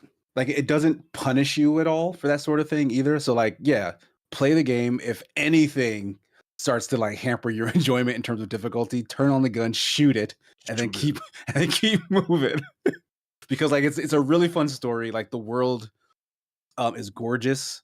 I think it like I think they built like a really funny like universe, but like it's as funny as it is upsetting because like it mirrors just the real world in a interesting way, where it's like, yeah, people outside of this ecosphere don't give a shit about how their actions affect what's going on in other places, and like you are essentially just living that in this game. And that's slow. It's like it's given to you like piecemeal and like almost comically, but then it starts to sink in. I was like, oh no, this is actually pretty bad. Like this is all really bad. What's happening? So like, I'm a big fan. Like I think it's a great game and a great story. And it's on Game Pass. Have you played it, Marty? No, not yet. It's Shoot been your way a. through. Yeah. I'm 100%. If I play that game, I'm gonna play about 45 minutes normal combat, and I'm gonna fucking blow my way through the rest of the game. I didn't mean blow as in like blow a gun. I'm gonna blow you all. I'm gonna blow every single crustacean I find. It's gonna be fine. That's one way to defeat a boss. No, there's a lot of indie games right now. Well, we just got code for Crow Country, and I played an hour of Crow Country. You all know about this game, Crow Country? I saw that demo going around. It looks the demo looks hit interesting a few months ago. It just released now, and it's the developers of Snipper Clips. You remember Snipper Clips? Yeah. Early Switch like huge hit, but this is a throwback survival horror game of the PS1 era that is it's like they said, if you guys saw one of my favorite Twitter things, really, I fucking hate Twitter, everything about Twitter is terrible. One of the nice things of the last 2 days was I think it was the Mythwrecked developers did the first thing of the game we're working on and the 3 things we're inspired by. Yeah, I've been seeing that going around. And a bunch of people started sharing that. And it's just been a way I've like found out a bunch of cool games. I believe Crow Countries was the game we're working on, Crow Country, and the games we're inspired by, which were Resident Evil 2, Silent Hill 1, and Final Fantasy 7. And I'm like, fucking yeah, whatever is going on here. It feels like a game ripped out of the PS1 of your detective who stumbles upon a theme park called Crow Country in the 90s that is just littered with fucking zombies. And so you gotta solve old ass 90s adventure game puzzles while fighting zombies and dealing with resource management and learning the lay of the land and reading a bunch of random documents to piece the story together. I'm an hour into it. Just started. It's fucking delightful. I am so excited. If Resident Evil 1 or Silent Hill 1 piques your interest, this is that sort of game, and it captures that aesthetic, but gameplay wise just brings in like modern twists into it that I absolutely adored. So again, talking about more indie games, that is out tomorrow, I think, on everything. Not Switch. It feels like Switch is this feels like a game that should be on Switch. It's like a little guy. It's like a little old guy. Old guy. You could put it on Switch. It could be tank controls or non-tank controls. You can do either way. Also, the option. You can be like, I want the monsters, or I don't want any monsters, and I just want to solve puzzles. So you could play the game where it's Resident Evil, or you could play the game where it's Myst, and it's just kind of a spooky place where you got to solve puzzles. And I'm like, good on you. Good on you. That's cool. Yeah, cool shit. Frost, you've also been playing Yellow Taxi Grove Room. We didn't have you on to chat about this yet. Yeah, it was a good old time there. What is it? It's just something about games that let you feel naughty. I don't know what it is. The game that you and I have been talking about, Marty, that's still under embargo, makes me feel very naughty all the time as I am solving other things. But Yellow Taxi Goes Vroom, it just starts off with like, you have no jump. All you can do is a vroom, and then you start to see these like these tokens that you can collect as you would expect in a Donkey Kong or something, but they're higher. The elevation's higher, and you're like, all right, I'll go off this ramp, catch some air, cool. Ooh, I've got a dash. It makes me go even higher, and then you start to see these things where it's like, no, you have absolutely no way of getting there using any sort of ramp, and then you start like, okay, if I dash while braking, this gives me a weird backflip and then pushes me forward as well, and now you're unlocking some crazy movement mechanics. So like, oh no, I've become a speedrunner, but like a really slow one who just can't get the thing going. But it's hard to not do. This to me is going to win the Steam Award. What is it? Favorite game you suck at? I want to see this thing on Games Done Quick. I want to see like the kind of moves that they pull off. It is so good in that way.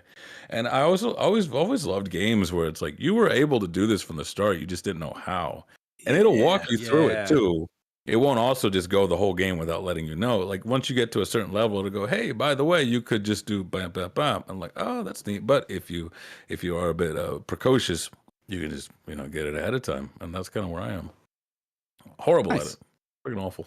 I'm dog shit at it.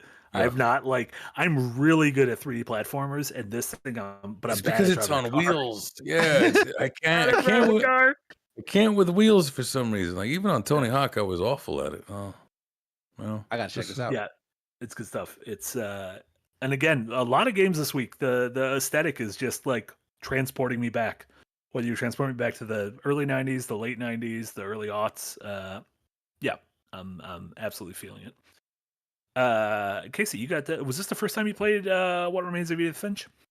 Last Friday with my fiance, we worked through What Remains of Edith Finch.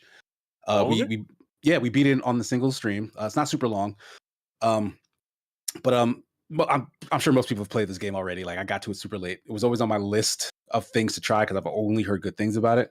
But I was actually shocked by how affecting its story was. It really doesn't tell you like any sort of linear or sensical plot. It does a really good job of just conveying this sense of emotion, which is just, I guess, like dread or sadness over like just the misfortune of this family and kind of just the accepting of their fate, maybe, because I don't know if there's an actual like point to it. Like it very much seems like they wanted it to be kind of open ended and to be interpreted however you felt.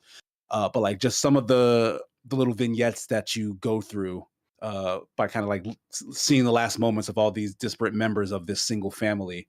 Some of them were like really affecting. Like by the very end when we were kind of just decompressing about the experience, like I kind of got choked up, like talking about one of them in particular, like because it was just really affecting. Like it's a fantastic game. Was it the Seafood Factory guy?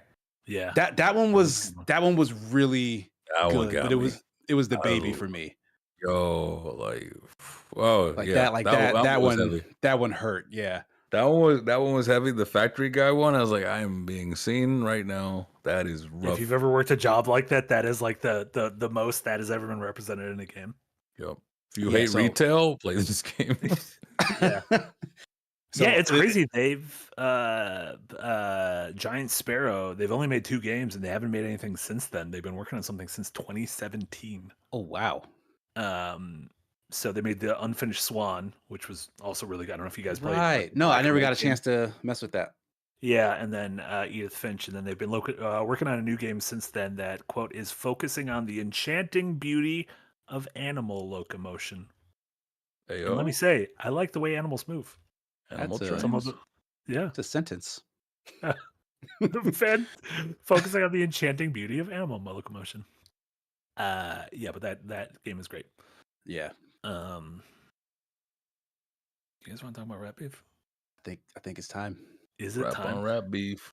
To anyone who's watching and is only interested in our takes on video games and movies and television and is a fucking square, you guys can fucking bounce. You guys can leave. Thank you so much for supporting. Thank you for supporting us on Patreon, on YouTube, listening on Patreon, fucking doing your homework at the library. I worked at a library and I did my homework at the library and I thought it was great there. Casey, Rat Beef Volume 5. Let's get it. Oh no, well, Eric, what have you done? What is that, brother? Me? Wait. Wow. That's heinous. Eric, why would you do this? It's gonna melt. Eric has literally turned us into rats. Eric, I gotta see a chip film tonight. We got this is horrifying. Yeah, we can't. Rat beef. Ignore the rats. Ignore the rats. We gotta get into the beef. It's hard. All right. Okay. Listen. The last you heard, we had finally gotten a response from Kendrick to Drake. It was the song Euphoria, which is a masterful diss track. Top to bottom, it's an amazing evisceration of another human being, right? But in the moments following, we got a response from Drake in Family Matters. Less than an hour after Drake's response. And Family Matters is a good-ass diss response, mind you. Less than an hour that dropped, Kendrick dropped another one, 616 in LA. No, I'm sorry, not 616 in LA. Kendrick dropped 616 in LA after. Meet the Grams. Meet the Grams. Yeah, Meet the Grams when he Family dropped Matters. after. Hold on, I wrote this down. It's on your neighbor's window. Yeah. Okay. Monitor. So yeah, Kendrick drops 616 in LA after Euphoria. So he does back to back, which was a reference he did in Euphoria that he was going to basically drop another record like Drake did to Meek Mill back in the day, right? So he dropped 16 in LA, which is again prodding Drake, like Drake prodded him and like he did Meek Mill back in the day. Beautiful reference. Drake finally responds with a great track, Family Matters, where he essentially drops a bomb in claiming that Kendrick Lamar essentially hits his wife. And this is where things start to get ugly. Because prior to this, both sides were saying that we have, like, we have information that you don't want me to tell about you because I know dirt about you. And Kendrick has been saying, like, yo, don't tell no lies about me. Keep it above this. Don't mention the family. And like, I won't say any stuff that I have about you. Kendrick toes that line because he does make mention of Drake's parenting. He's not necessarily talking about Drake's children or family, but he does say that Drake is a bad father. So Drake takes that as you've crossed the line. I'm going to open up about your family. And he accuses Kendrick of domestic violence against the mother of his children. He also posits that Kendrick's manager essentially is sleeping with Kendrick's wife, that they're estranged, and that his latest child is probably not his and is of his manager. Yeah. None of these claims are substantiated, by the way. There's nothing in the way of proof for what he's saying. And I want to reiterate, because a lot of folks got real hung up on like evidence for these claims. Rap beef is not about evidence. It's about dissing. It's about embarrassing your opponent. So like that is secondary, whether or not you can prove it. Sometimes you can, and that's good. Like having truthful things to say definitely weighs higher, but lying on your opponent is just as valid. Okay. So this is a great response from Drake in Family Matters, dropping that bombshell. And you can hear in the record, Drake essentially thinks that he's done his job. Like, it's over after this. Unbeknownst to him, Kendrick drops Meet the Grams less than an hour after that track goes out, essentially sucking all the air out of the room of the track Family Matters, where Kendrick essentially in a slow, kind of creepy beat behind him writes a letter to each member of Drake's immediate family. He essentially says that Drake's son, that your father's a terrible person, and I wish you luck in learning all the things that you need to learn in life because your father's not going to teach them to you. He then talks to Drake's mother and says that like she tried her best, but like what the child she raised is essentially a disappointment. He then goes deep on Drake's father, who says that he was kind of the worst offender in terms of raising Drake, and that all of his bad qualities essentially come from that man. So he's like dissing Drake and his daddy in the same record. This is great. And then he writes a letter to this daughter that he mentioned and says like, hopefully one day Drake will acknowledge you, et cetera, right?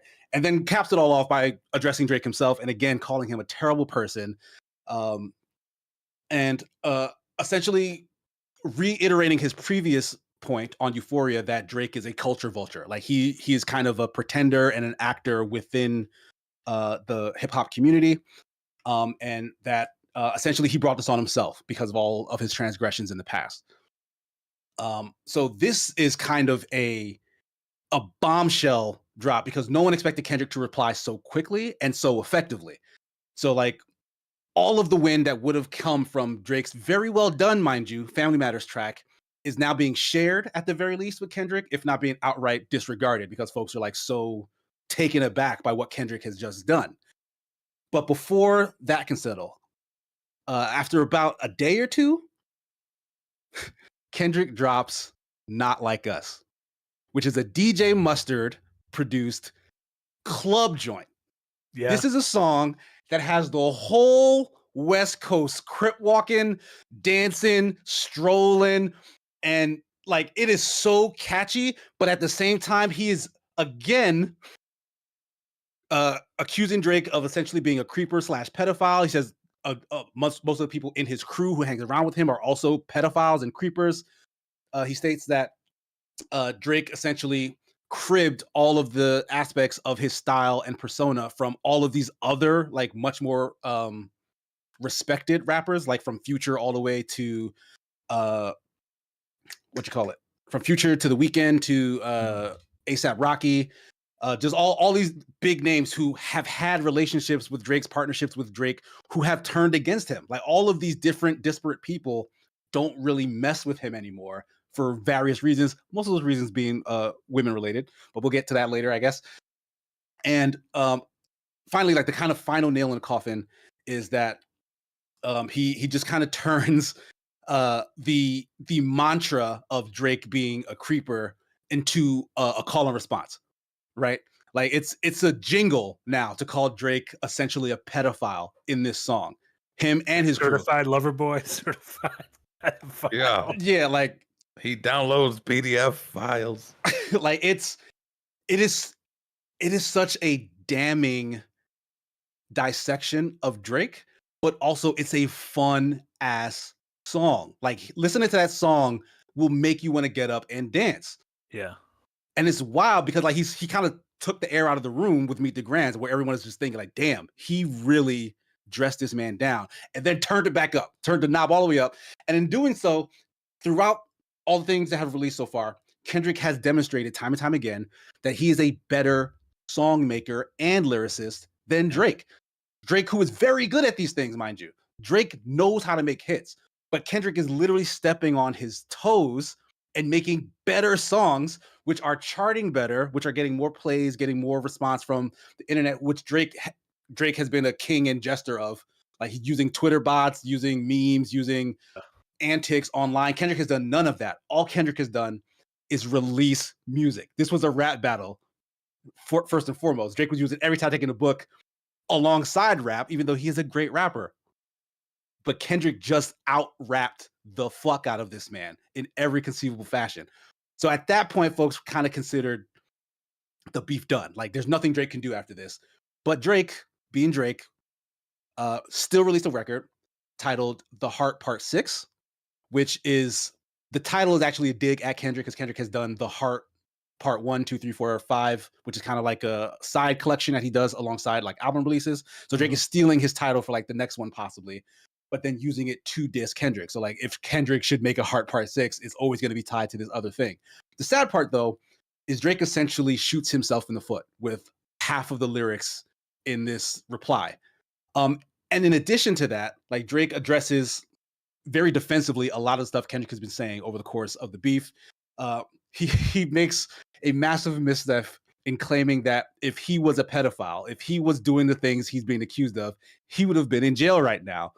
But what about all the pedophiles who aren't in jail? Drake? Which is such a hilariously out of touch thing to say in light of just all of society and how pedophilia has been happening. And like it's insane that he would respond with that. I'm way too famous to be doing the things you're suggesting. Yeah. It's like the line he says, right? Which is wild. Like it's the famous people who get away with that sort of thing, right? He then also posits in this song that he planted the information. He fed Kendrick the information about him having a daughter, and that now it makes Kendrick look foolish, that he would just kind of run and chomp at whatever dirt information he could get about him, which could have been an effective strategy if it didn't take him 2 days to make this claim. And this was something that a lot of his fans over the internet were sort of throwing around as like a rumor, like, oh no, maybe Drake.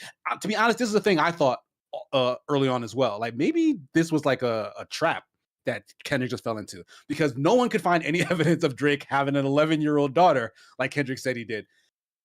And like, if like you can lie, like I said, you can lie on your opponent. It just has to be plausible. Drake having another illegitimate kid who he doesn't acknowledge is plausible because he did it before. This is how Pusha T got him, right? So like, it's a good lie if it's a lie. But also, Certified Lover Boy, the cover is all those. Yeah, it's just all emojis of pregnant women. So like, it plays into shit that he's already kind of known for.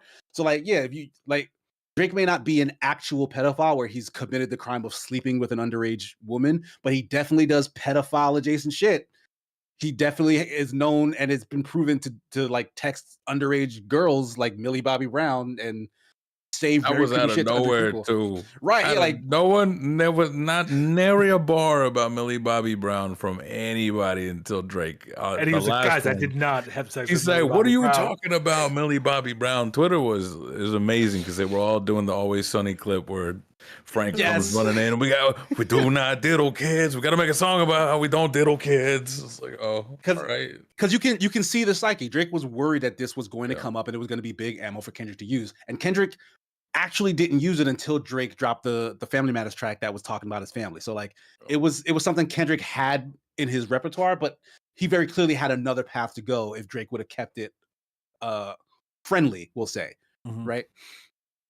But yeah, so Drake essentially is waving the white flag on that final track. He even says that like Kendrick can release like 100 more tracks after this and he's not going to respond. Like it sounds like he's taking the high road at this point, but it's like it's all self-delusional bullshit to kind of justify like the fact that he's tired and he knows he's lost his battle.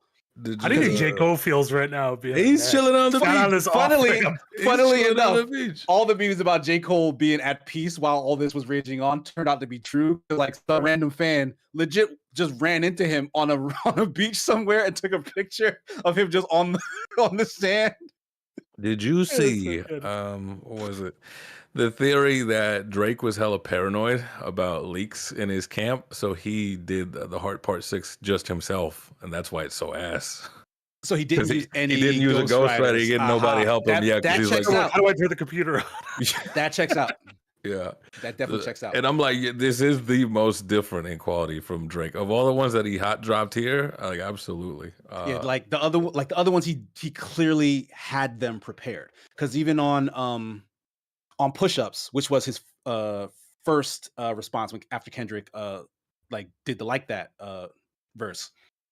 That song has an ending interlude, which is the beginning of Family Matters. So like it was almost as if this is the next beat I'm going to use, but I suspect he just had that song ready to go. Like as soon as Kendrick did a response, it was like, boom, this is the song that's coming up next and that's going to end you guys.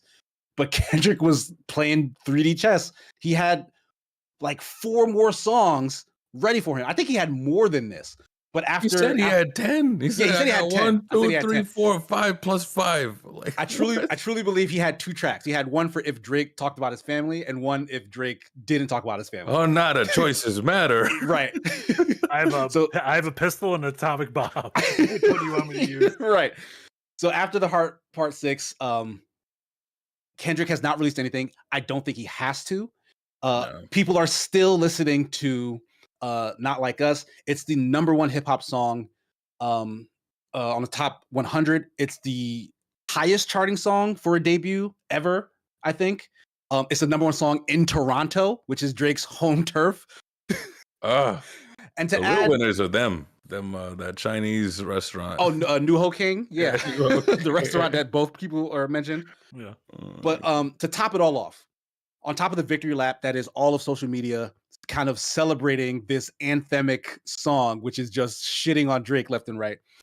Metro Boomin released a beat called BBL Drizzy and challenged just anyone. Give me the best verse you can on this beat, and I will give you a free Metro Boomin beat. And the teenagers and SoundCloud rappers came calling. There are so many dope ass just additional diss tracks towards Drake on this arguably very good beat as well. Like the BBL Drizzy beat is not a throwaway beat. Yeah. It's funny, but it's a dope ass beat. And there are just kids and rappers and like comedians all just doing verses on it, which are both good and hilarious and funny. And they're just having a great time, but it's all at the expense of Drake. You got the rock and roll people in there. I've been seeing they're doing like guitar covers, old age Indian dancing, that kind of stuff too. He said opened it up to the mod community. Best beat, he's changed it. Best beat gets $10,000 and a beat. Second best beat gets a free beat. So right, so they're this having is Nickelodeon a sweepstakes right now. Nonsense. Yeah, so like the mod of the hip hop, I love it. So like this, like what we've just witnessed here is Kendrick Lamar and really a joint effort from like a lot of people because like there are the producers who were basically putting beats on for Kendrick. Some of the other rappers who were like throwing shots here and there. And just the fans kind of finding and looking and following along with like the double entendres and quadruple entendres, whatever that Kendrick's been releasing, have essentially ejected an interloper from the culture. You think and he's like gone? I mean, he's taken a hit at the very least. Yeah, Like, I thought he'd gotten too big. There were moments there where I was like, I don't know, Kendrick, you like don't rap that much, but like Jesus Christ.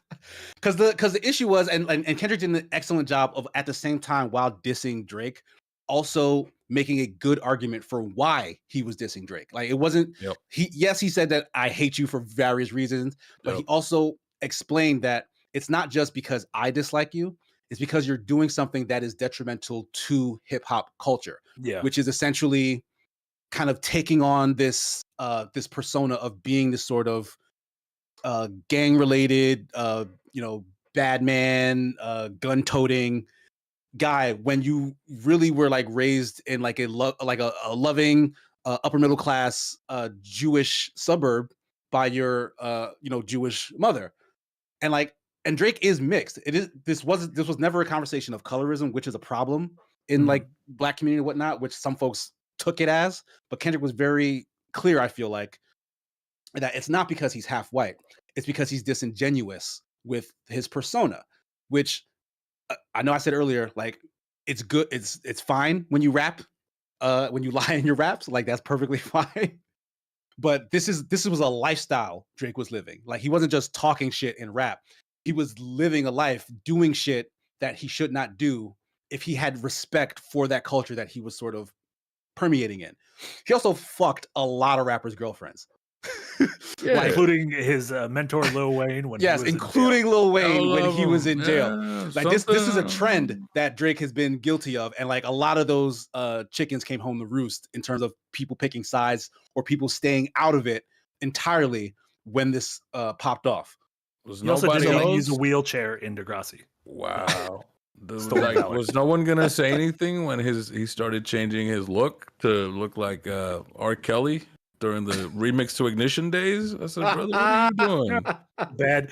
This is bad. This is a bad way to start pulling down the street. Like, I don't know about all this, but no, I'm just glad it's over. Like I was saying, my cortisol levels were out of whack.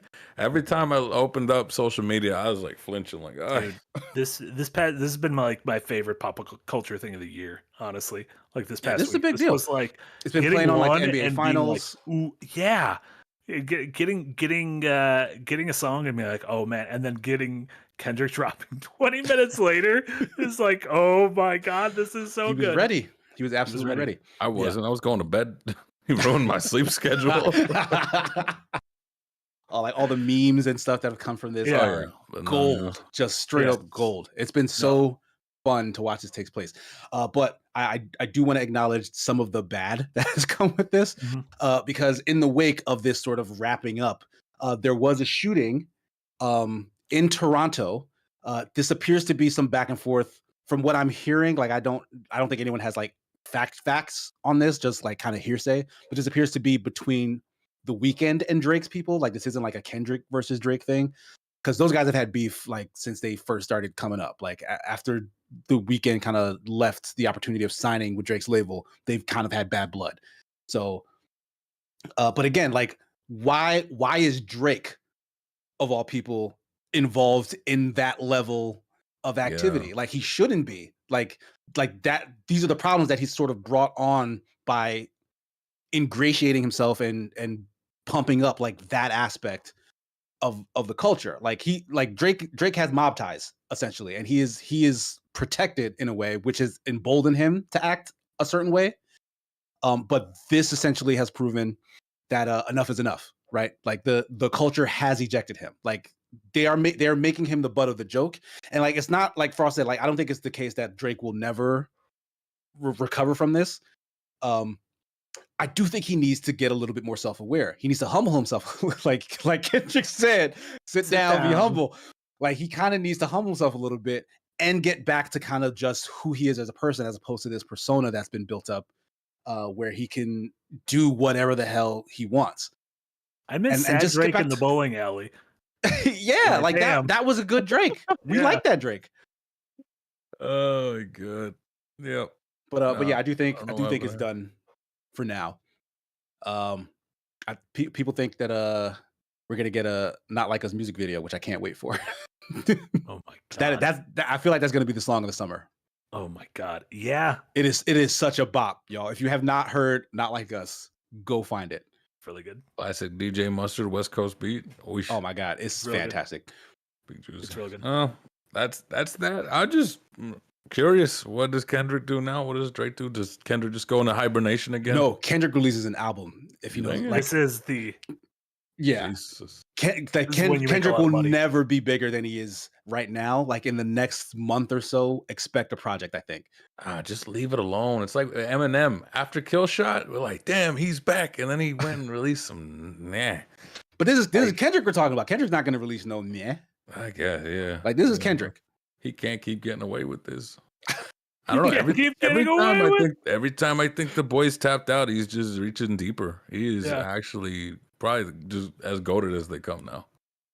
Yeah, it's massively impressive. Because who was it? Joe Budden. Like Drake's beef before, but he doesn't have to have bars. He can just out pop them.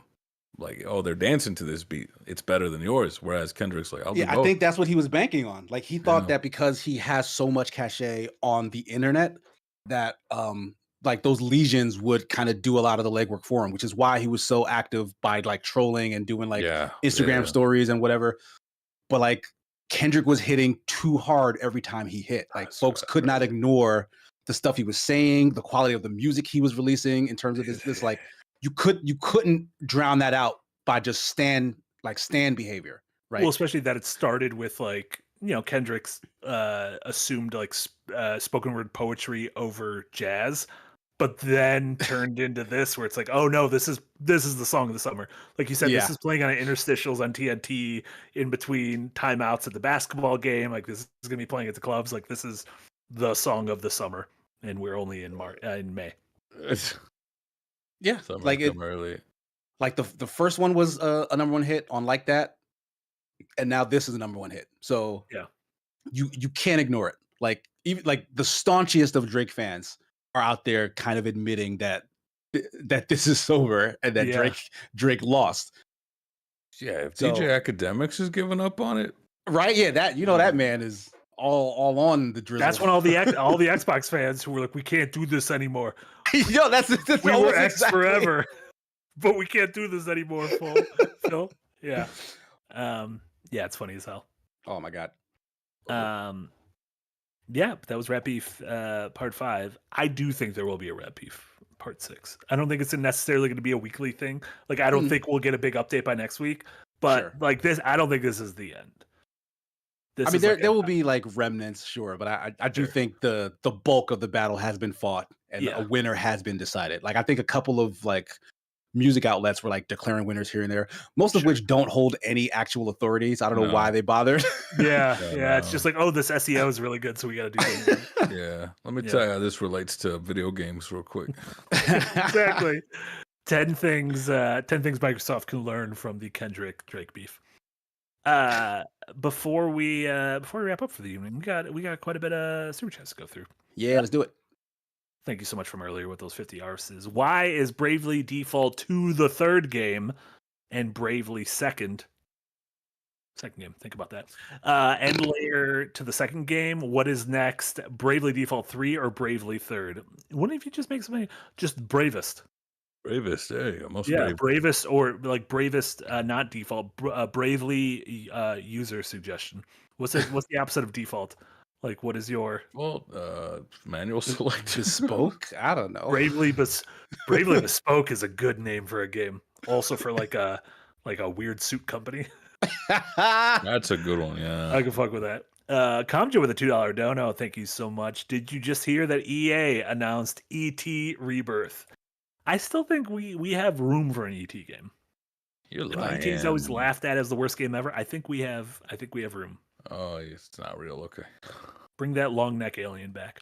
That's Wing, all bring Wing Potato with a $5 dono. Thank you so much. Not Like Us and the BBL Drizzy Beat have a stranglehold on my brain since they came out. It has been such a great week plus. It's been amazing. It's been so good.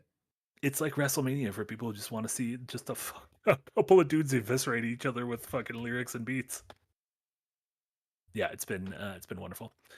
Be Smart with a $2 dono. Casey the Ringer ranked the 81 best diss tracks ever. I saw this. I did it not was see great. this. Oh, it was great. My personal number one was at number 4. I'm always partial to Takeover by Jay-Z, but it had Ether, it had No Vaseline, it had Hit 'Em Up in the top 3. Hit 'Em Up is number 1, the Tupac song where he just in the like First first off, 15 seconds is like I fucked your wife. And Which again, no one knows that to be true. Like Doesn't matter. He probably just lied, but like it's like there was a picture of them together at some point. So like it sounded like maybe he did fuck his wife. I don't know. It's really good. Yeah, what an absolute all-timer. And like you said, yeah, the truth doesn't matter in that. It's about entertainment. SVS Guru with a €5 dono. Thank you so much. Now I want a whole stream with Casey and Marty with a rat filter. I do not. Yeah, please no. Personally, I was scared by it unless we are playing like a Plague Tale Requiem or something rat centric. Yeah, like maybe went during that Hidden Gems where Casey was playing the Rat Lord or whatever that Souls like 2D thing. Oh, that I can't remember what that game is called. Yeah, Mouse Boys. Rat Souls. Yeah, Rat Souls. And then both Lampy and SVS Guru with a £9.99 and €10 dono. Here's a tenner. Do it, Eric, for when Eric threatened chat saying we're going to do something weird. Look at my tongue. Eric, what are you doing? You should be put in court. Hell? That's not my tongue. I want you guys to know I'm not doing this right now. And I know there's no way to prove it. This is like how are you doing right that, Marty? Where I can't prove to you. How are you right now? Casey, you've done so many podcasts with me. You know I don't do this tongue thing all the time. I don't know. It seems plausible. Like Marty seems the type. It's like, oh no, he's sticking it through his hand. How could I miss the fucking Chip movie? I lied about what time it was. Like Rat Beef, I tried to give myself an extra half hour to get out early, and it did not work. Trumando with a $2 dono. Thank you so much, Casey. What was the GIF with the meteors you posted? I posted a GIF with meteors. Meteors like meteor showers. Meteors. When did I do that? Am I sleep posting? Are you sleep posting? I don't know. I don't know possible. what that reference is. Oh. When did I post a GIF with meteors? When did I become Sonic the Hedgehog? What happened here? I like him though. This looks like Ice Cream Sonic, which is weird. His head is so big. Sonic ice cream. Mine always come out demented. Yeah, them joints look cross-eyed at least. Gotta go fast. I don't have a Sonic amiibo. I need to get a Sonic amiibo. Fungus Finder with a $2 dono. Thank you so much. Thank you for some comprehensive bat reef, y'all. It was our pleasure. Welcome. Yeah, it is definitely our pleasure. It is fun. Yeah, absolutely fun. Blitz Turtle, thank you so much for joining the Green Gang, and Lampy with a $4.99 dono. Thank you so much, Lampy. So how much longer do you think these grown men will keep writing poetry for each other, Casey? Not much longer. It dates back, brother. The samurai used to write haikus at each other. Yeah, I saw Shogun. They're writing sick If you aren't a haikus. master of the pen, you're not a master of the sword, which is mightier, by the way. So if you dual say. wield them, oh my god. Could you imagine? First and second mightiest sword. I think it's beautiful. I think it's the most beautiful. It is beautiful. Thing ever. Guys, we did it. We made it. We reached it to the end of the podcast. I didn't piss myself. I'm not too late for my movie. Small victories. Small victories. Frost, thank you so much, as always, for filling in. What do you have going on? What should folks check out?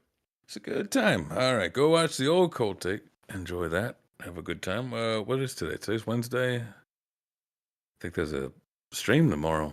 I'd imagine so. You guys are doing some game I never heard. It's like a we're doing that new like Tarkov killer type game. Not Tarkov. Tarkov's the Tarkov killer. And then so keeping tuned for that. Newly released, coming through you Sunday. It's gonna be Animal Well. Finally get to play it.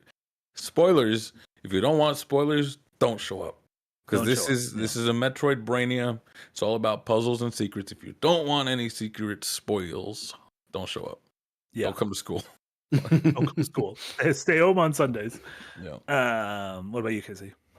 For me, all my usual social media stuff, you can find me at Sigma Gears 9. Like I mentioned earlier, I'll be back.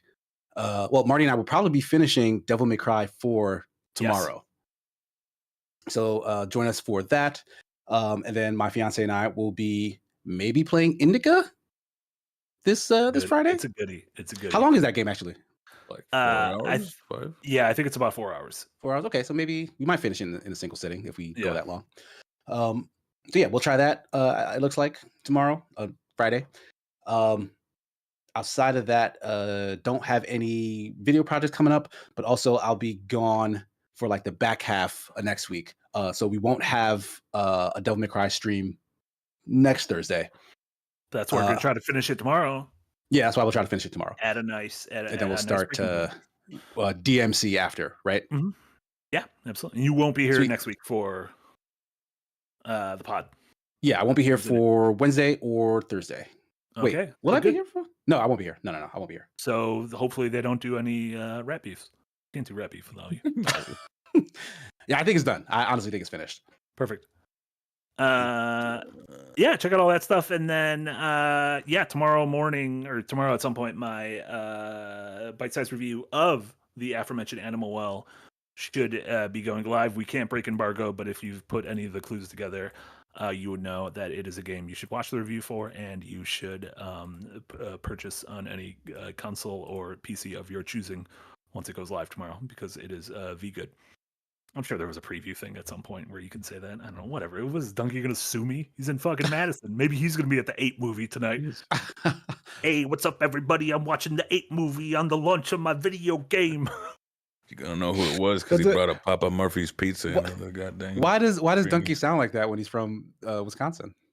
I try my hardest not to sound like that. Is that what Wisconsin? Every second of my being is not sounding like that. Jack and I are just like crying and bleeding during every stream not to sound like that. I thought he sounds kind of New Yorky. I mean, I think it's just like a goof voice. Okay, all right. I think it's a real voice. I don't want to break anyone's donkey bubble. I think it's I don't know. It's a little played up, but I've seen interviews with him, and he just kind of talks like that. It's crazy to me. I was like, you're not from the Midwest. Absolutely not. Yeah, like, it like likes hip hop. Maybe that had something to do with it. I mean, we've all like either met Yahtzee or talked to Yahtzee off stream. He just doesn't have an accent. It's broken because all the places he said howdy y'all at the beginning His of accent call. is boiled. Yeah. It's very strange. But yeah, that'll do it for us. So for Frost, for Casey, and for Eric, thank you all so much for tuning in to Firelink Podcast episode number 21. Thank you to everyone who watches on YouTube, everyone who listens on Spotify, anyone who watches the VOD. Thank you to all of our patrons, especially that means the world to us at 6 months. And thank you to our sponsors at Game Maker. So for Casey and Frost and Eric, this was Marty. Thank you all so much. Have a wonderful rest of your evening, and we will see you all tomorrow. Bye, guys. Oh.